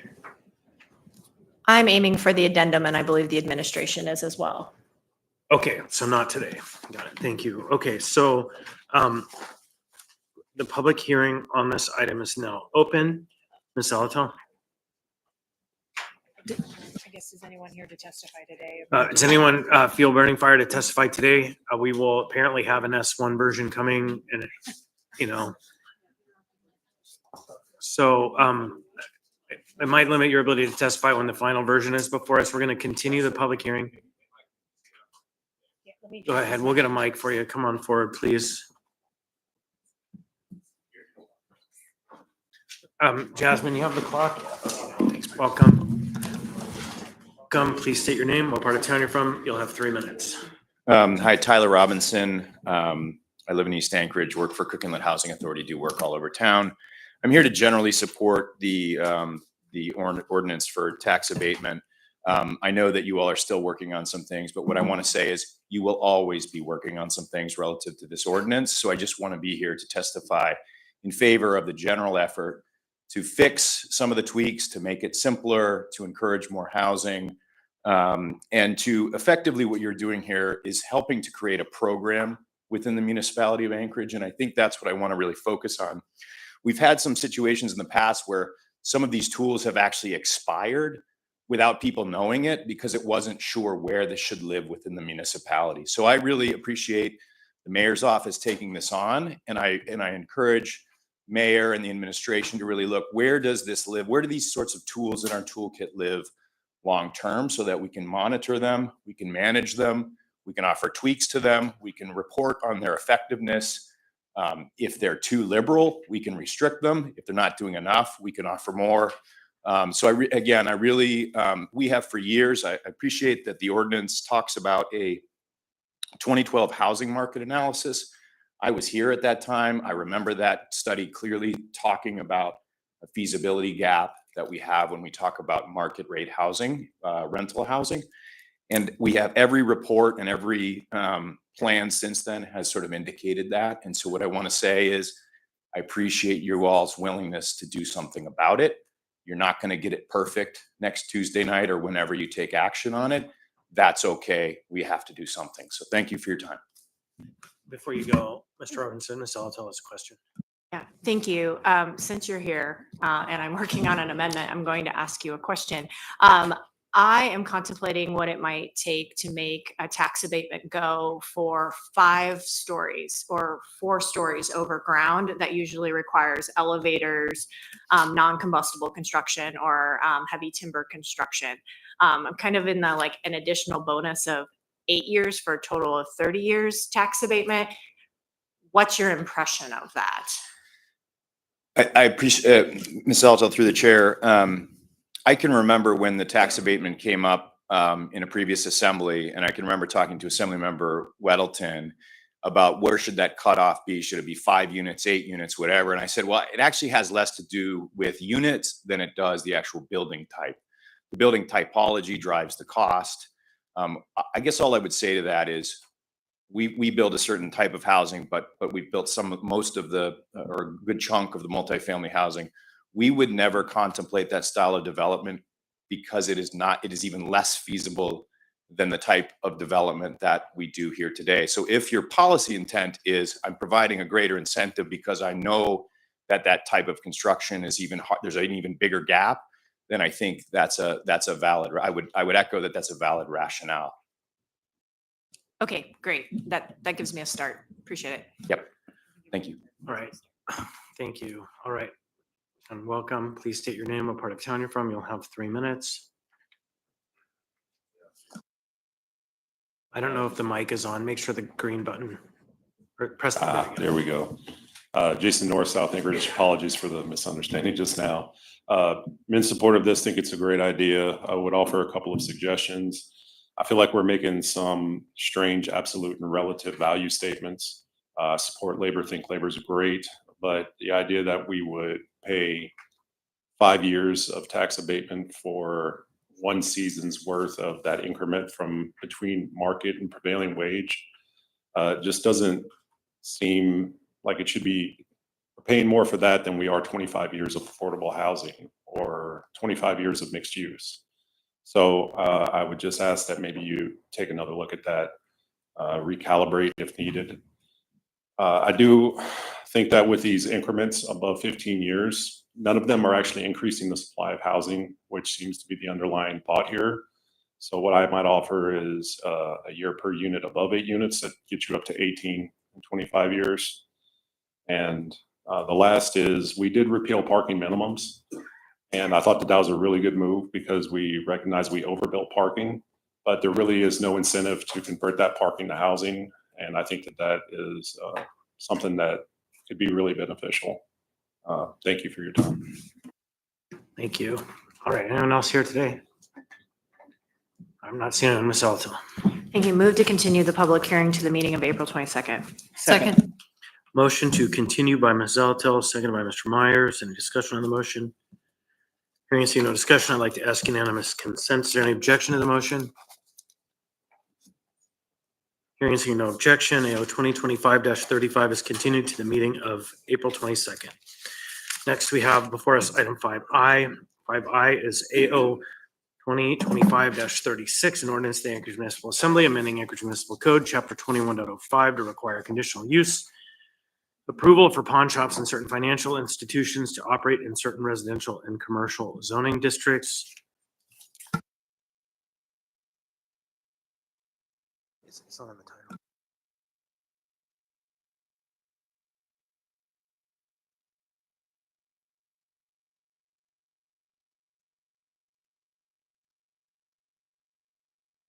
And waiving planning and zoning. Okay, very good. Now, the public hearing on this item is now open.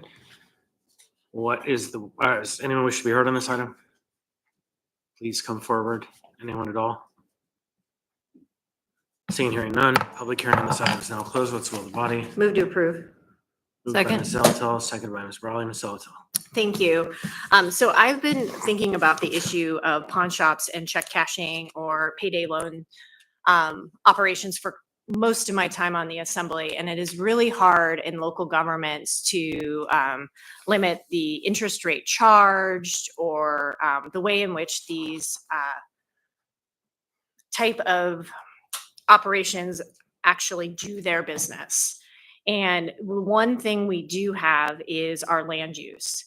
And so the idea here is to use land use through the conditional use process to make sure that there can be a community conversation if a check cashing place or a payday loan or a pawn shop is moving into a neighborhood.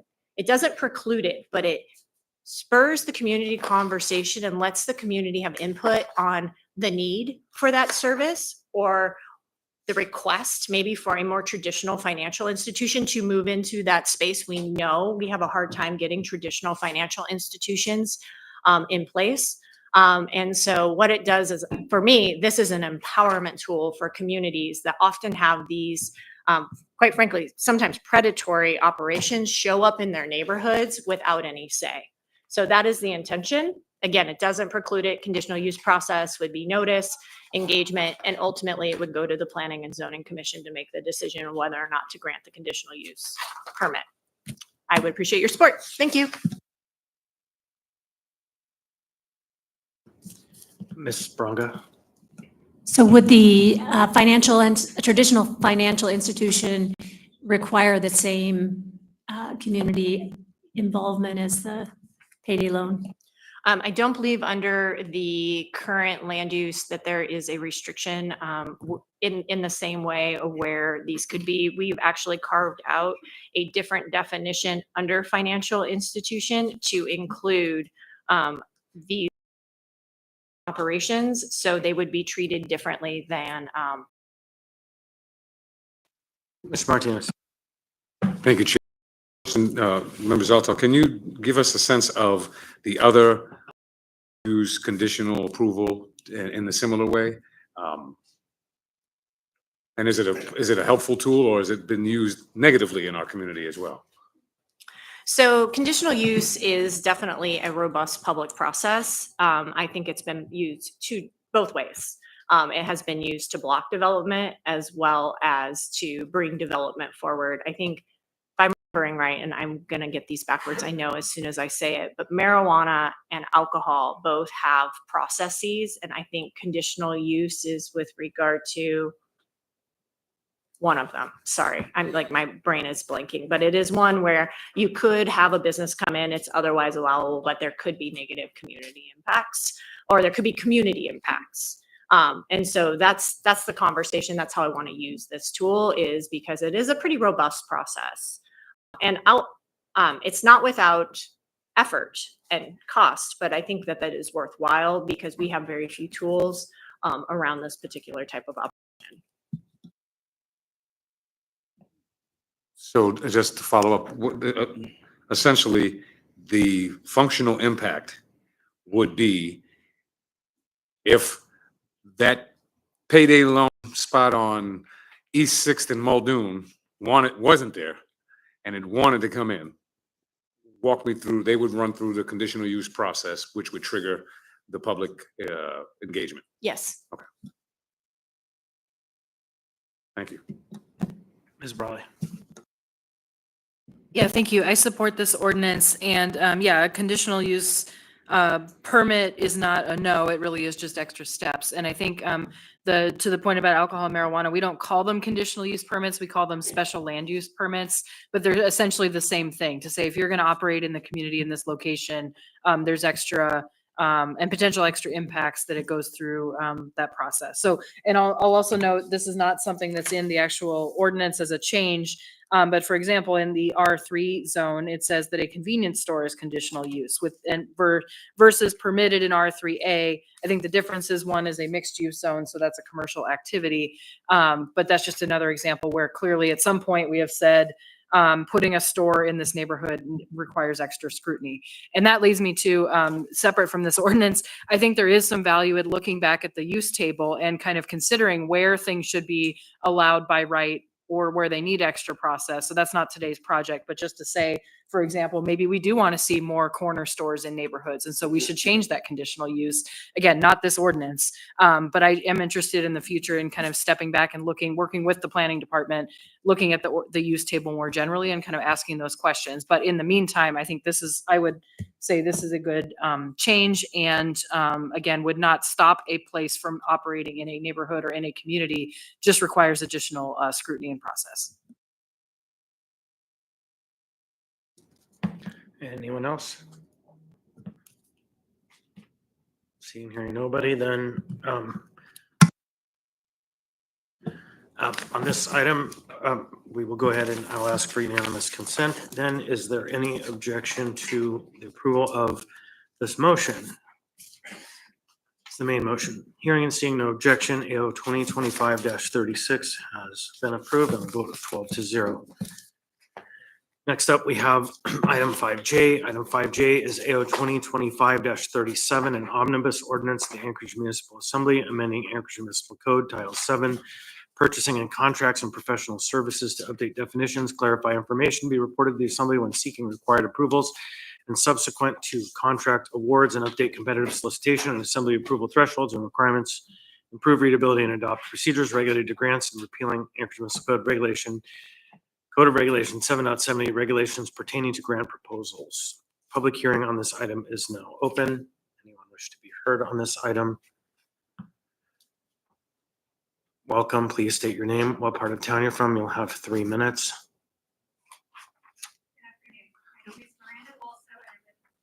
Good afternoon. My name is Miranda Walso, and I live in Chugiak Eagle River.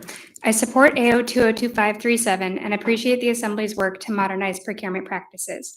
I urge a yes vote. However, I ask that you strengthen the grant-related provisions to ensure consistent, transparent, and accountable use of public funds.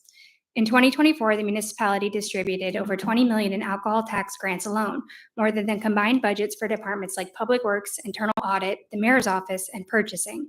That's not a marginal or symbolic amount. It's a major public investment. And while many grantees are delivering critical services like access to early childhood education, preventing homelessness, and providing trauma-informed care, the process to award these funds must match the importance of the outcomes they support. Recommendation 1, the addition of section 7.90.010, establishing a formal RFP process for grants in code rather than regulation, is a step forward. I urge you to amend the language to require competitive RFPs for all grants over $50,000, the same threshold used for formal contract, competitive procurement, and grant assembly approval.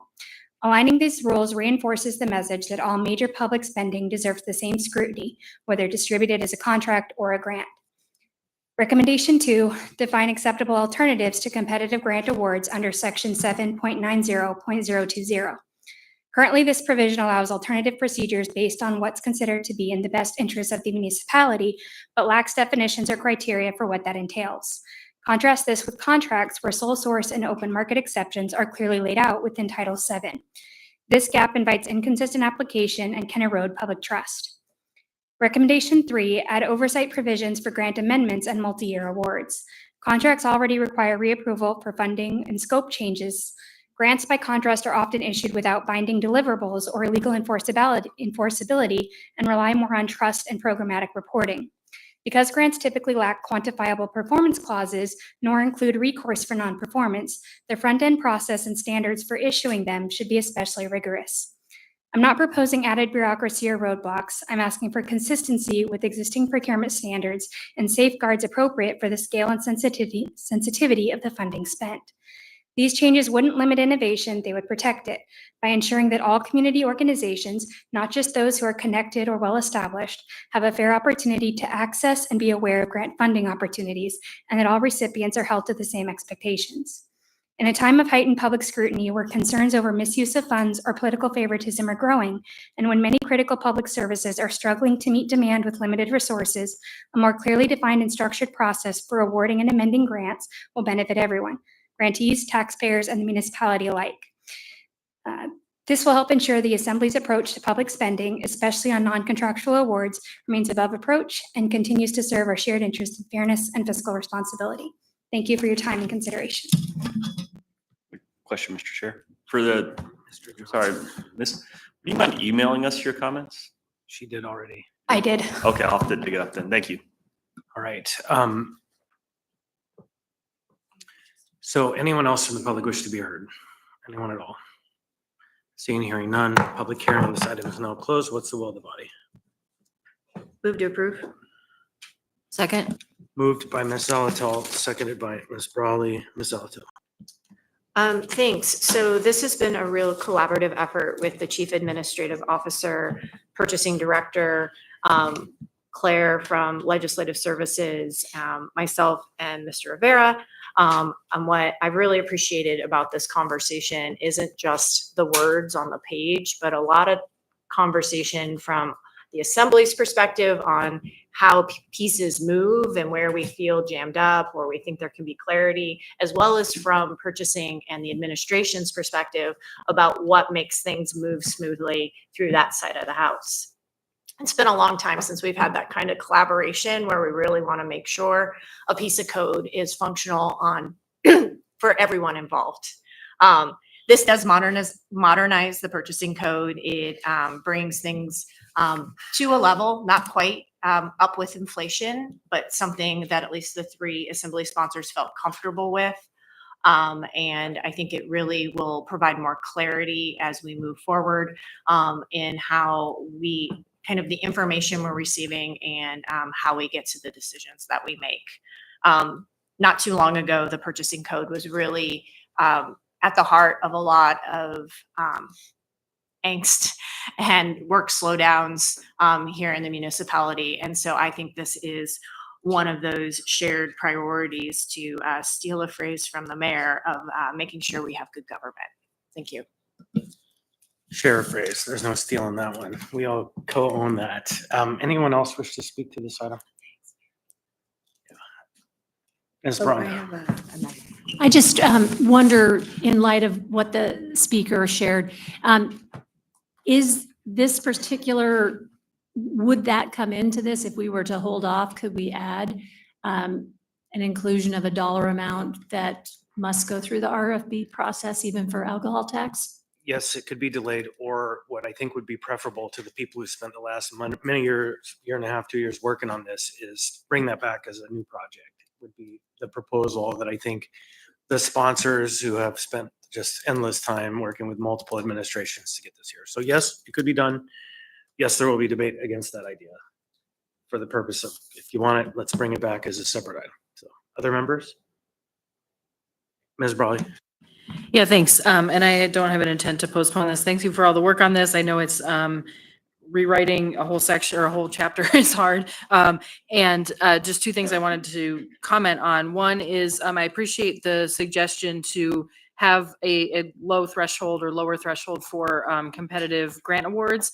I think one challenge that I would mention in the way that this body practices and really what our legislative powers are is that we occasionally do directed grants. And so, you know, many of the things in alcohol tax, for better or worse, were things put in the budget directed to that organization. And so that would be something that would need to be worked out, or at least considered, because as I also appreciate good process, but I think there's reasons why grants are different in some material ways. The other thing is, I just want to say thank you for clarifying what our assembly aides are, because I know that's been a point of confusion, contention. Are they employees? Are they contractors? Do they need to have business licenses? My former college student got a business license, you know, for probably the first and maybe only time in his life, unless he goes into his own business in the future. So thank you for clarifying that, because I know it's a little bit of an unusual area since we don't have full-time staff, and that's not what these folks are, but I know they serve a variety of roles. So thank you for putting that in code. Anyone else? Ms. Zalatil. Thank you. I move Zalatil amendment number 1. Second. So there's a motion to amend by Ms. Zalatil, seconded by Mr. Myers. Ms. Zalatil. Thank you. This just puts the effective date, excuse me, 30 days after passage. And this is to give purchasing and folks time to implement. So any discussion on that amendment?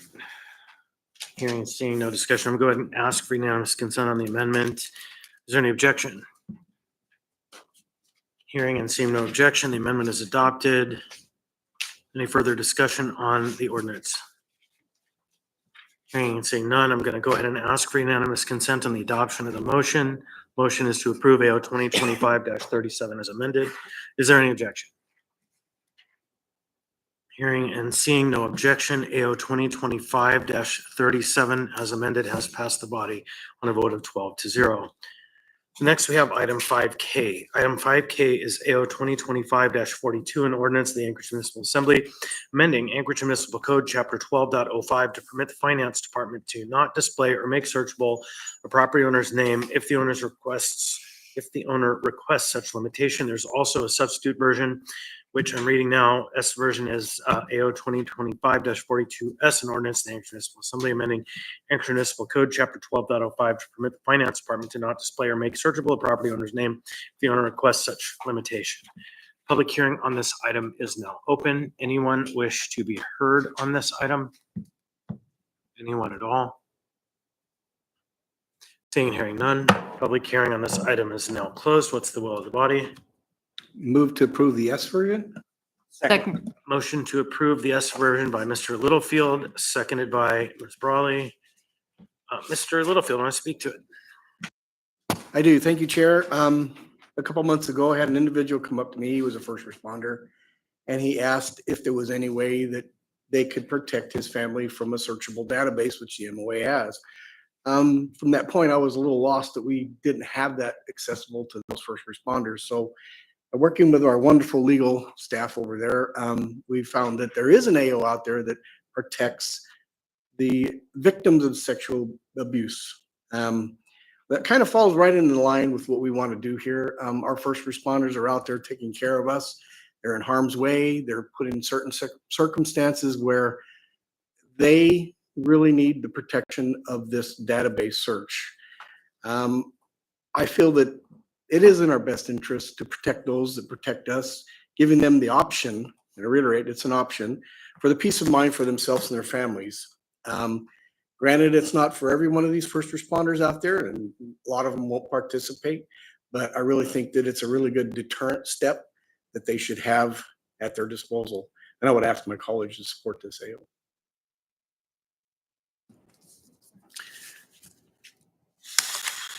So I don't have anyone else. Oh, Ms. Brawley, go ahead. Yeah, thanks. Yeah, and I was happy to jump on and support the original ordinance, and I believe I would support the S version. I just wonder if the sponsor of the S would speak through briefly what the significant changes are. Can I ask Mr. Hart to go ahead and detail the difference between the main and the S? Certainly, Mr. Chair. Through the chair, the S essentially just makes two changes to the actual original AO. First, it, instead of breaking out individual exceptions to the requirement that a property be searchable by name, by individual class of person, it creates a class called the protected class, which essentially is an umbrella term that is defined earlier in the chapter, which is intended to, instead of having to piecemeal and create a new definition every time somebody wants to add a new category of person that we think should probably be able to exempt themselves, it enables us to just keep that language in place in statute and only modify the definition. So essentially, it's just an efficiency thing. It allows us to only amend one section of code as opposed to having to amend two sections of code in the future. And then second, the other thing it does is that it makes the requirement explicit that the property owner can certify in writing, as opposed to the individual person who's a member of the protected class. As the code currently stands, it requires the survivor of violent crime to be the person to attest, which doesn't really seem like a necessary step, especially considering that a child is one of the people that could qualify. So it just simply states now that the property owner would be the one who certifies in writing that a member of their household qualifies for as a member of the protected class. All right. Anyone else? Ms. Branca? So I am one of these people who love looking up people. When someone goes, my property taxes are so high, I'm like, well, by golly, they're not that high. No. Anyway, I digress. But what I wanted to say is, sorry, Mr. Johnson. I would say that there are other classes of people. I understand first responders, but public servants, in a way, if you're holding elective office, I don't know if that is possible to be included. I mean, you make decisions that make people angry at times, and where do we draw the line? A teacher that's students that don't like the grades they get. So yeah, go ahead. So if you look at the S version, what Mr. Hurt just suggested, if you look at page 2, line 18 through 29, it essentially creates a mechanism by which new protected classes can be added very simply and very cleanly. And so instead of that paragraph as it was above, we broke it out into category A and category B, which means thus that category C, D, E, F ad infinitum could be added depending on the will of the body. And so I had another member whisper, could we put assembly members there or the mayor? And the answer is, with some analysis by our legal department, probably yes. And so, but we've created the structure to make that feasible through the S version. I appreciate that's a good plan. Ms. Zalatil. Thanks. I won't be around to add any categories, but I would caution in really thinking through those categories. Elected officials are already disclosing their addresses in other forums around their financial disclosures. There are other requirements that may preclude adding certain individuals, although the instinct is right, perhaps, or the instinct is there. It should definitely be done with good care.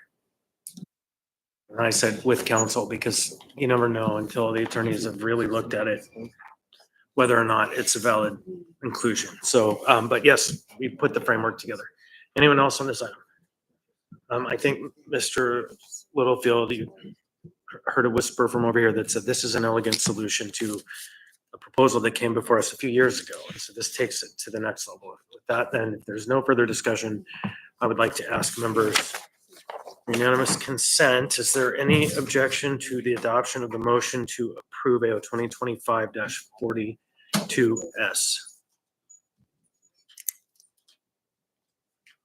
I am hearing and seeing no objection, thus the item is adopted on a vote of 12-0.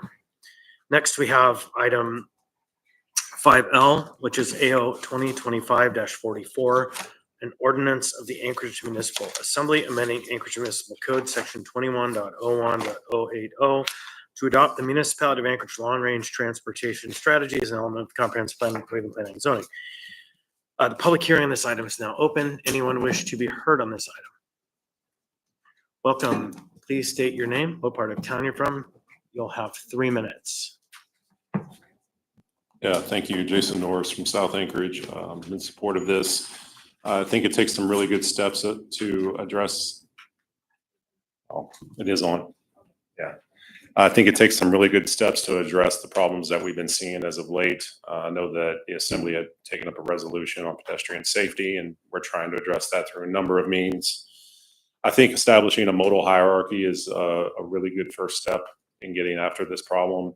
And I think that the target shares of trips is appropriate. I did hear from someone who wasn't as much in favor that they found these shares aggressive. And I thought that that was an interesting term to use because a plurality of trips is still personal vehicles, and yet it's still seen as an act of aggression. I think goes a long way to describing the kind of situation we find ourselves in culturally around transportation and how we really do need to do more to not just encourage or make safe, but make attractive non-vehicular travel. So I would say that there's been a lot of talk about shared responsibility and how drivers need to put down the devices and pay attention, which I agree with, and that pedestrians need to be responsible, which I agree with. But the one person or one class of people that don't seem to be brought up much when it comes to shared responsibility is the engineers designing the system. And so, and that's no slight to my friends, the engineers. I know that they work with the manuals they have, but we really do need to change the way we design our system. And I think that this starts to get after that and establishes some good priorities. Thank you. All right, thank you. Anyone else on the side wish to be heard from the public? Anyone at all? Seeing, hearing none. Public hearing on this item is now closed. Let's vote the body. Move to approve. Second. Moved by Ms. Salatel, seconded by Mr. Bowen. Ms. Salatel. Thank you. So this has been a long time coming. Back when Mr. Weddleton was on the body, he and I brought forward the first funding to make this happen. So it's really important to me that we take this item up before I leave, which will be more than 3 years. But in that 3 years plus, there's been really great community engagement around this long-range transportation strategy. In code or per code, one of our legislative powers is to adopt a local long-range transportation plan. Throughout my time on this body, that long-range transportation plan has been the Metropolitan Transit Plan, really the plan written by the state that focuses on the state's priorities and needs. And I have undertaken on behalf of the body a number of times extensive comments to the MTP, most of which are ignored and don't get incorporated. But one of the things about AMATs, should you have the great privilege to serve on AMATs, is you learn that local plans have to be taken into consideration. But it's hard to have your local plan taken into consideration if you don't have a local plan. I think you all see where I'm headed.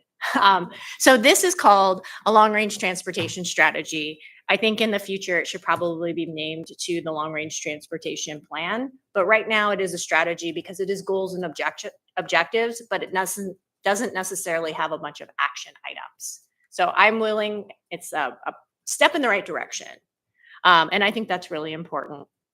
What really catalyzes this now, and I appreciate the public testimony, is we have had a rough couple of years, like with pedestrian deaths, with safety on our roads.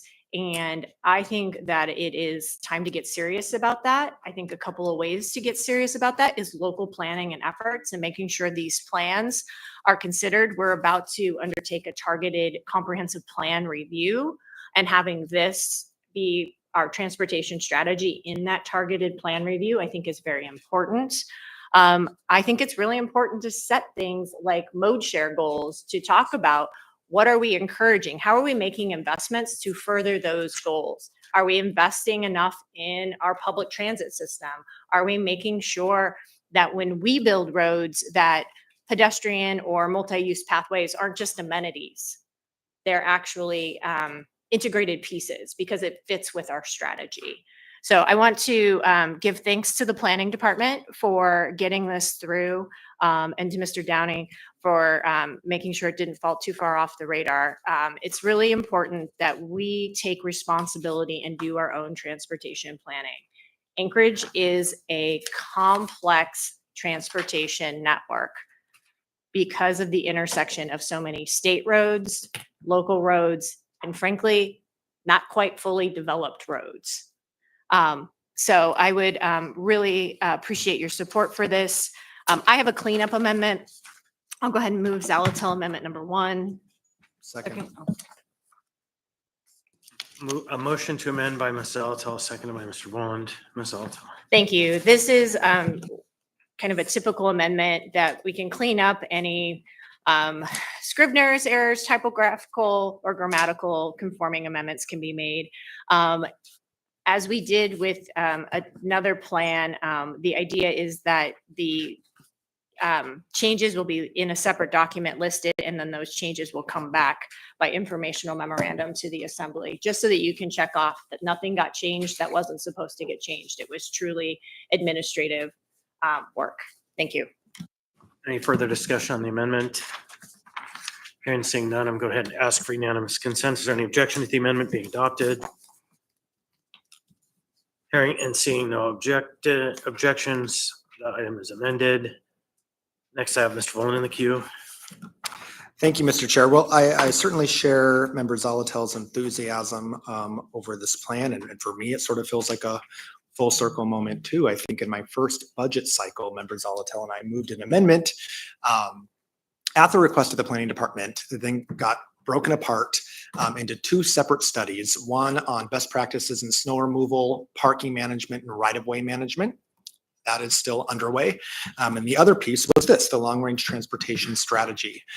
And I'm really, I think, appreciative of the fact that this is something that was that the planning department had purview over, because in much of the public testimony that we hear, Member Zalatel and I, and Member Littlefield and others who have served on the AMATS policy committee, a lot of the public testimony revolves around the fact that we need to do a better job of tying land use to our future transportation goals. And I think that this does that.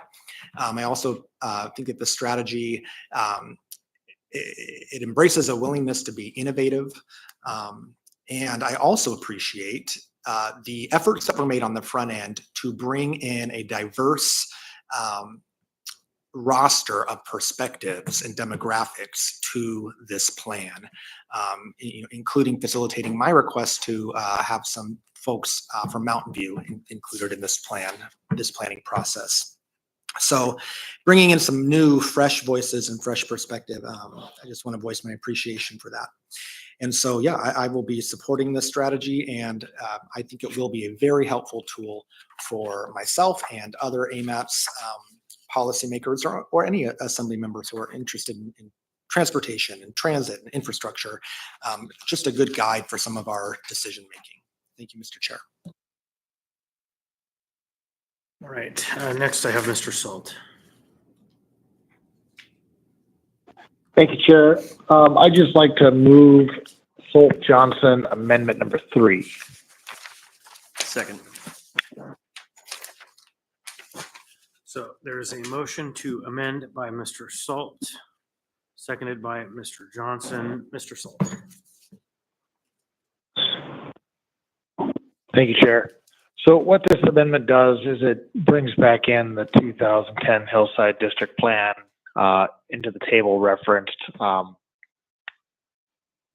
just to make sure that we recognize the use that we do use AMAT funds on the hillside for the life and safety service areas, such as the Mountain Air Extension is a good example, and I encourage members to support this amendment. Thank you. Anyone else on the amendment? Ms. Bronca?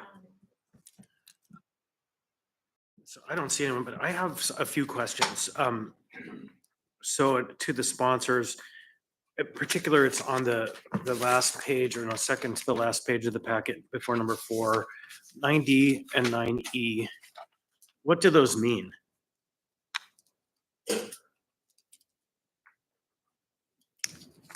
I'll take a stab at it. At least under Mr. policy Johnson. 9D, I have some familiarity with this. There's been a long-standing request from the community that for the section of the Old Seward Highway, and I believe we're speaking really to that piece that runs adjacent to Potter Marsh, that if that, when and if that road is rebuilt, that it becomes more of a multimodal transportation corridor, right? I mean, right now it is not well suited to pedestrian or bicycle traffic, but the community has long expressed that when a project moves forward in that area, that it should accommodate those uses. So I think that's at least part of what's trying to be captured there. And then 9E, I mean, this comes over from the Hillside District Plan, which is, you know, an adopted neighborhood plan. So that's where the language came from. I don't think there's anything that myself or Member Salt are changing in there. But to be honest with you, I'd have to look a little bit deeper to understand more of what is guiding 9E anyways. Do you have any sense of what that means, Mr. Salt?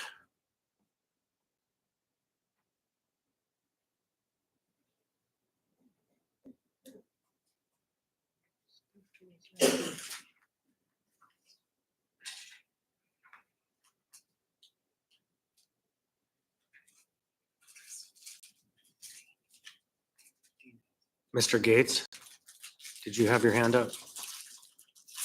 Sorry, I was on mute. Ah, there we are.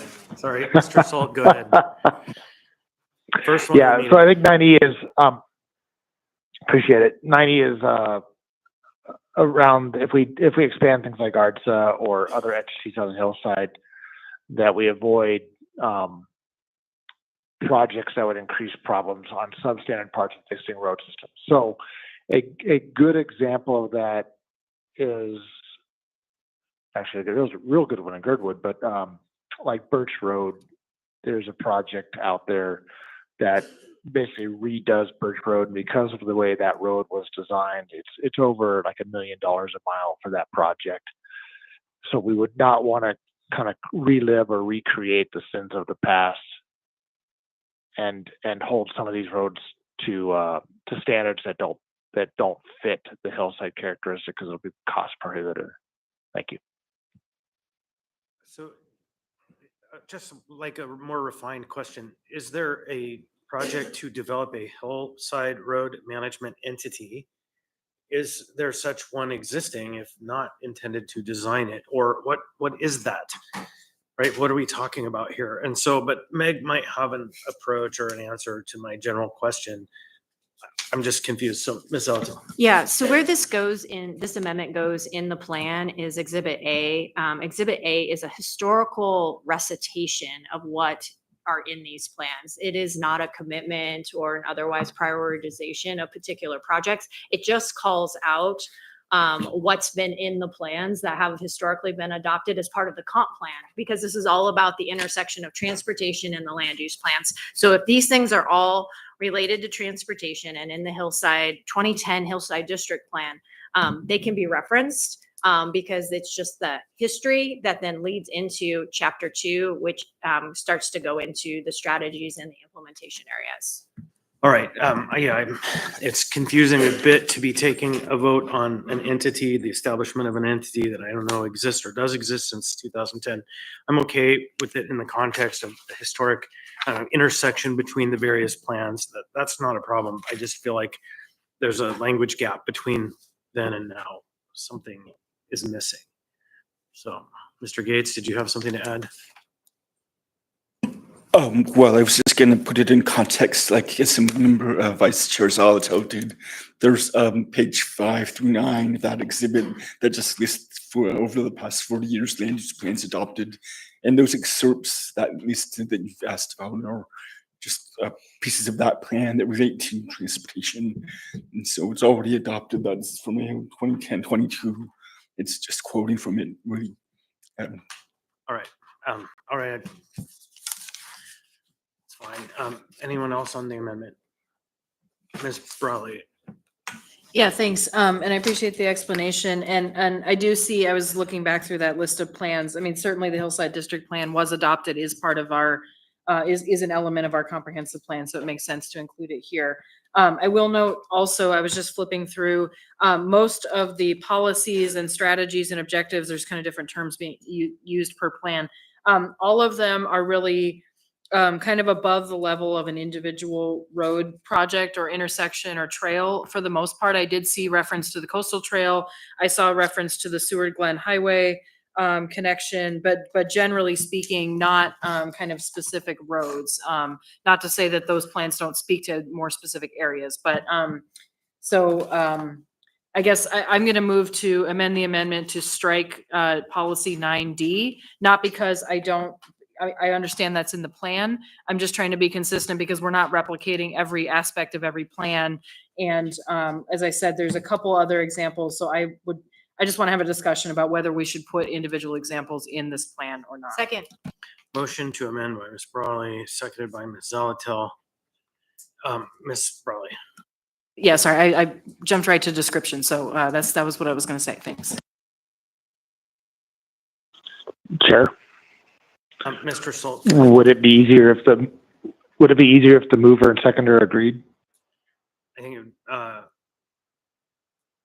yeah, what would then occur would be, we would just ask the original motion to be everything except policy 9D. So. I concur with the motion amendment to the amendment as stated. And the second.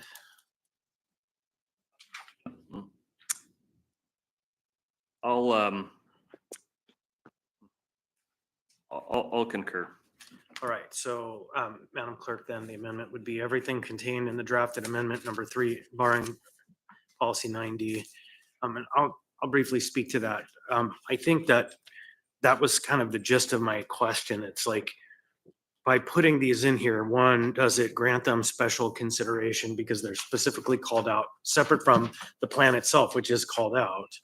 Does it raise it up as a priority first? And second, what about all those other priorities? And third, on that one in particular, I think the whole gist of the plan is multimodal facilities serving the community, right? And so in some ways it is also redundant. So I think that's a welcome amendment. Any further discussion on the amendment? Hearing and seeing none, I'd like to ask unanimous consent on the adoption of the amendment. Is there any objection?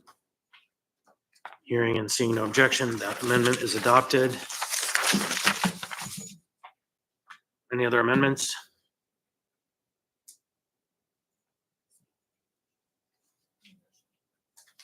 Hold on, yeah, are there any other amendments? I'm seeing here no other amendments, and so now we're back on the main motion.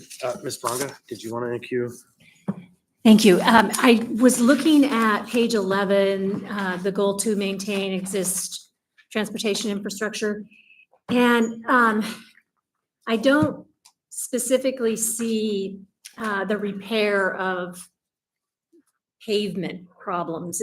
It's snow clearing, gravel sweeping, fixing drainage, striping, landscaping. But along the main corridor, we have these alligator cracks in the center and really calling out, keeping up on tarring. I don't know if I'm just not seeing it, but in some way, I almost feel like we need the same pothole reporting mechanism for bike trails, that someone knows who to contact.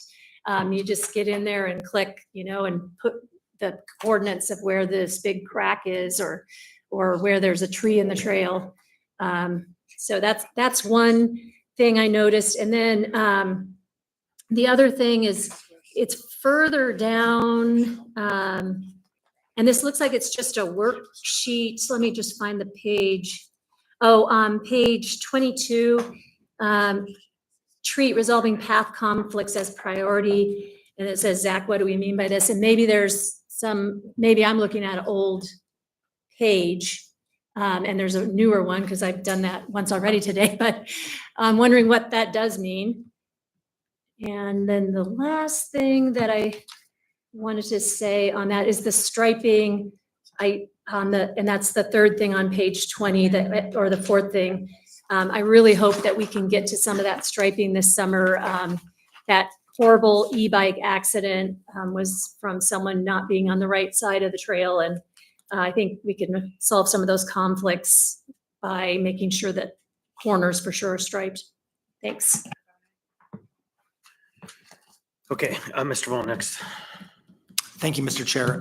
So goal 2 on page 11 is maintain existing transportation infrastructure, improve, fix, and use what we have first. And then under that, M2, I think calls out specifically what Member Braga is getting at. And that's to prioritize structural maintenance. So things like striping, landscaping, and maintaining or fixing drainage. And this actually goes a step further, which speaking to my prior point about, I think, a willingness to be innovative, and also I think to bring sort of our infrastructure back into balance. This calls to do that first for people walking, rolling, or biking. So that infrastructure that's in need of repair for those user groups, this actually prioritizes, which I think is very interesting. Thank you, Mr. Chair. So if I sussed that correctly, then you're saying it is in there, it's just not overtly stated. Okay. Any further discussion on the main motion? Ms. Zalatil. Yeah, thanks. So the planning department asked me to run that amendment about typos. I think you found one. Okay, so I didn't want to leave that unanswered. Okay, yeah. So what do we mean by this, Zach? It wasn't meant to stay in there, so. So that Gotcha. was The comment. Yeah, Understood. so it will be taken care of in the final. I don't know, it'd be fun to put that in the code. Yeah. What do you mean? All right, so any further discussion? Go ahead, Ms. Braga. I just want to pivot back to that M2. If you didn't have the slash between maintaining, fixing drainage, when I read that, it's like we're going to maintain and we're going to fix the drainage, but not, I don't read it as maintain the trail in rideable condition. I read it maintain the drainage, but that's nitpicky, but I want to make sure I get a lot of messages about trail problems. Yes, we see those with you. Anyone else? Is there any action? Oh, okay, then seeing hearing no further inputs or actions, I'm going to go ahead and ask for unanimous consent on the approval of the motion. Motion is to approve AO 2025-44 as amended. Is there any objection? I'm hearing and seeing no objection, thus AO 2025-44 as amended has passed the body on a vote of 12-0. So the next item we come to is not a public hearing item. It's back to the beginning of the agenda, item 4A. Ms. Zalatil.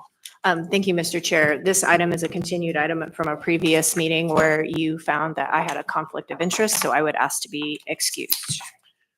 Yes, you are excused. So next up, we have item 4A. Item 4A is Assembly Memorandum 323-2025, Amendment 3, with Henning Inc. Henning for the operation of a warming center location for the municipality of Anchorage. I don't see any action under it. It was continued, I guess, or postponed from the meeting, our last meeting. So what is the will of the body? Move to approve. Second. Moved by Ms. Brawley, second by Mr. Martinez.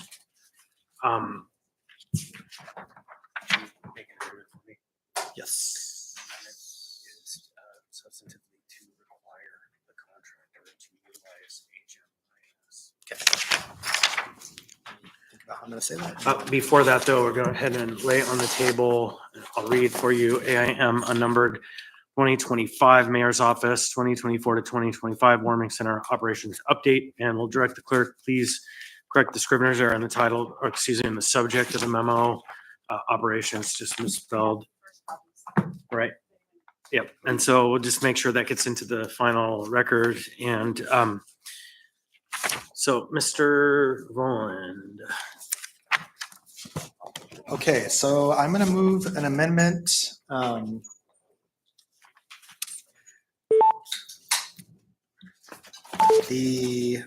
I think I'll start in sort of a new section on line 29 above what's there now.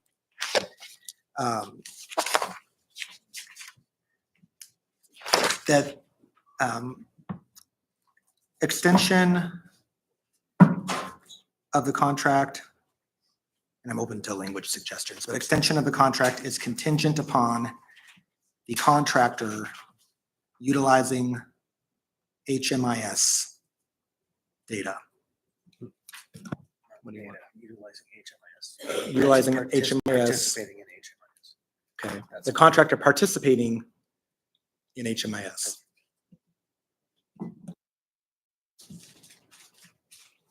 So there is a motion to amend by Mr. Boland. Is there a second? I'll second it. Seconded by Mr. Rivera. If you don't mind, I'll go ahead and speak to that. So generally speaking, across all the domains of our work in the homeless space, we require our contractors to utilize the HMIS system. This contract did not require it in the beginning. And there are some absolutely amazing kind of assertions made in the memo, like 1,381 unique individuals served, but there's no way to validate that because there's no data management required under this contract. And so what this would do is just require the participation like the organization, the contractor already does for a number of other programs. This would just standardize this contract with the other ones that we have. So that's the purpose of the amendment. Mr. Johnson. Yeah, thank you. I think I support this amendment and it seems straightforward, and not to say that my feelings are necessarily contingent upon the administration's response, but just since this would be an action that I believe would follow the administration to implement, I just want to see if there's a problem or concern here that I'm not foreseeing.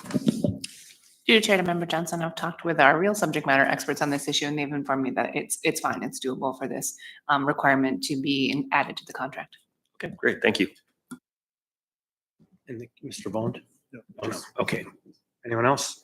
So on the amendment, I would like to go ahead and ask unanimous consent. Is there any objection to the adoption of the amendment? I'm seeing and hearing no objections, so the item is amended. Mr. Boland. Okay, thank you, Mr. Chair. I would like, I think, to invite Thea and Farina up here because I have some questions for you. We had the opportunity to have a dialogue with some of the downtown community, community council folks, Third Avenue Radicals, other interested parties. I do want to give a shout out on the record to Sylvia, who's the president of the Downtown Community Council, for helping me facilitate that sort of a listening session, and really want to voice strong appreciation for the administration, for Farina and Thea for attending and listening, and also for Director Rash attending as well. In that conversation, so I think what I heard pretty clearly from the administration is that you feel it's important to keep the warming area open for a time being because it's an important place to be able to connect folks to services, a place where folks will reliably come back to.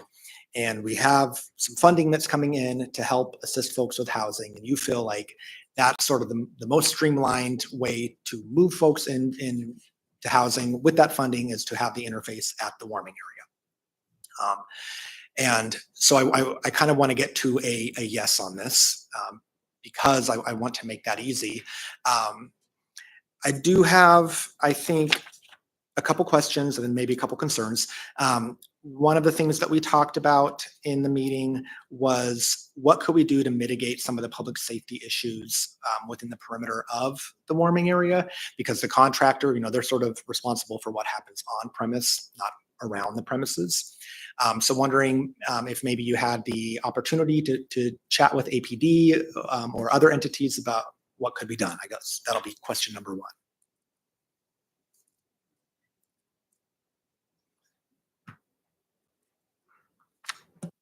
Through the chair, Member Volin, thank you for the question and thank you for scheduling the meeting with the Downtown Community Council. It was really nice to hear their kind of feedback. First and foremost, in understanding that downtown has had a significant kind of impact on where and how we see individuals that are experiencing homelessness being in that area. One thing that I committed on the call and committed with you in a separate conversation is to really work with both the Downtown Community Council president and Henning to find a resolution towards the good neighbor policy. I think that is going to be one of the first steps in creating some level of safety, is finding a middle ground between those two entities. And then second, there's ongoing conversation with APD about how do we increase a presence in downtown, understanding that we have the downtown revitalization, and both for our east downtown as well as our town square, it continues to be a priority for the administration in seeing a safer area for everyone, and particularly understanding and recognizing that we're coming into the tourist season. And through the chair, this is Thea. Member Volland, in addition to kind of our general approach of wanting to have that increased presence downtown and in other high traffic areas like Midtown and Mountain View, tomorrow we're meeting with the chiefs, both of fire and police, to have a conversation kind of broadly around our crisis response system and really adding in, when we think about our mobile response, our engagement with vulnerable individuals that are either on the street or in public places. So as you know, we have a number of different mobile tools, such as our safety patrol, crisis response teams, including MIT and MCT. And we've been actively talking last week and this week around how do we kind of really increase that presence in those high traffic areas of town, as well as kind of some new procedures about how to engage with people. So, as you know, in the past, Safety Patrol has been around kind of involuntary engagement. And we're working with the fire department, with the contractor to be in a situation where, like, do you need help? Can I help you? Can I take you to warming? Can I take you to shelter? So trying to kind of develop that approach. So we'll have more specifics on that after we've had some of those more internal meetings, but that's the direction we're going there. Okay, thank you. I appreciate that answer. Thank you very much. My next question is, so both in the Zoom call that we had with the downtown folks and in our prior discussion on this topic on the dais at our last regular meeting, the question was asked, do we need to go all the way to June 30th? Is there any appetite to go maybe to March 30th or have a shorter duration? And then if we need, if we're seeing that the capacity is May 30th, if the capacity is still there, people are still utilizing the warming area, because folks might not, they might decide to go camp out because it's warming up and maybe that's where they want to be. And so, and just to think of, our limited funding, right? Thoughts on instead extending the contract to May 30th and then bringing back a separate item should the need arise for to go all the way to June 30th. Through the chair, Member Volin, thank you for the suggestion. We did have an opportunity to talk about this, and we would be okay with what we would actually ask for is the authorization through June 30th with the opportunity to come back to the assembly and identify utilization if we see utilization is winding down. We have the opportunity to work with the vendor, and we've already had conversation about this, that if we don't see utilization demonstrating the ongoing need, particularly with this being coupled with the emergency rental assistance that's coming through, that we would wind down the service. creates less administrative burden if we're authorized and then just have the ability to communicate with the assembly that we are going to wind down the contract based on utilization. But that would be our ask, is to authorize through June 30th, but recognizing that we would come back to the body and wind down the contract based on utilization earlier than the June 30th date. Okay, so heard. I do think that we need to have some type of a requirement for you to bring that information back, yes. So what I would like to see is an information memorandum presented by May 20th with a report on utilization. And I think we, just to put that in, I think we should put that in the memorandum here, just so it's clear and nobody forgets. So I guess I would move to amend this again to say that the extension of the contract requires an assembly information memorandum presented to the assembly no later than May 20th on utilization of the warming area. Second. Motion to amend by Mr. Vaughn, seconded by Mr. Martinez. Did you get the language, Madam Clerk? Okay, so any discussion on the amendment? Mr. Rivera, were you seeking the cue? Someone I guess, pointed at you. operational question. Maybe to the clerk, or maybe, Mr. Chair, did we already dispatch with the amendment on HMIS? Yeah, we did by unanimous consent. Okay, Yeah. thank you. Yeah.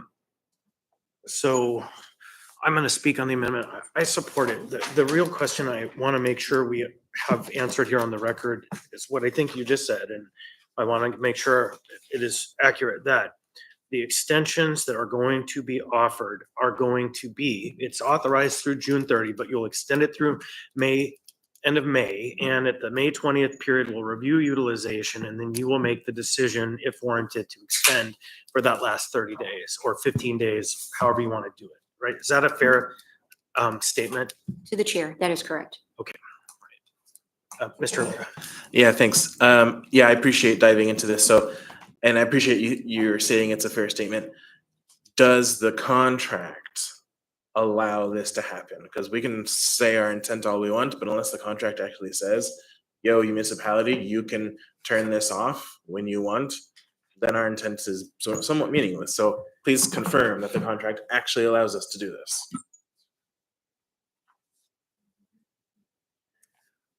Through the chair, Member Rivera, I'm going to call up Director Rash. Kimberly Rash, Anchorage Health Department. So there are clauses in all of our contracts that does say that we can terminate a contract based on certain rules through purchasing. So those are in this current contract. We just have to give so many days before that closure of the contract. Yeah, and I think they could make the extension any amount of time. I'd like to ask for a motion to extend the meeting by 10 minutes. Motion to expend by Mr. Vaughn by 10 minutes or a second. Ms. Brawley, I'd like to ask unanimous consent and objection to the motion. Hearing seen no objection, we're extended for 10 minutes. With that, then we're back on the amendment. Mr. Rivera was in the queue. You're done. Mr. Vaughn again. Okay, I can't find it now, but I guess the last thing that I would want to voice, I think there was wasn't there did you guys lay on the table? Yes. A memo? Okay, perfect, thank you. So this is sort of the rationale for this. Thank you for providing this. I think I just want to express my own personal concern with, in the conclusion, warming centers have become a critical layer of Anchorage's homelessness response. And I guess what I would like to see is that we aren't dependent on warming areas in the future. I think that they have become sort of a piece of the puzzle because we don't have adequate housing or shelter capacity. And so we have these sort of stand-up locations, but they're, one of the interesting things that I think we heard in the meeting with the downtown community folks is there was a comparison to the way that the Brother Francis shelter used to operate when they made everybody leave after a certain time. And the community impacts of that versus now, where the Brother Francis shelter is doing a great job and folks are able to have a safe place to be overnight. And I think that hearing from the downtown folks, hey, this is a much better model, I think that's instructive for us. And so I guess just voicing two things, primarily that I hope we move away from having to use warming centers in the future because we have more capacity. And then number two, I hope we get a jump start. I know that the administration is working very hard on homelessness response and all the many facets, and that it feels like a tough hill to climb sometimes. But I just hope we have that conversation earlier about where the warming areas are going to be if we need them for this coming winter. Thank you very much. So I have one concern with the memo. So have you validated these numbers? Has the department had an opportunity to validate these numbers in any way? Chair, we have worked with our third-party oversight to work with the vendor on collecting this data, but because they are not required to use HMIS, they've been able to cross-reference only those individuals that voluntarily completed a coordinated entry assessment.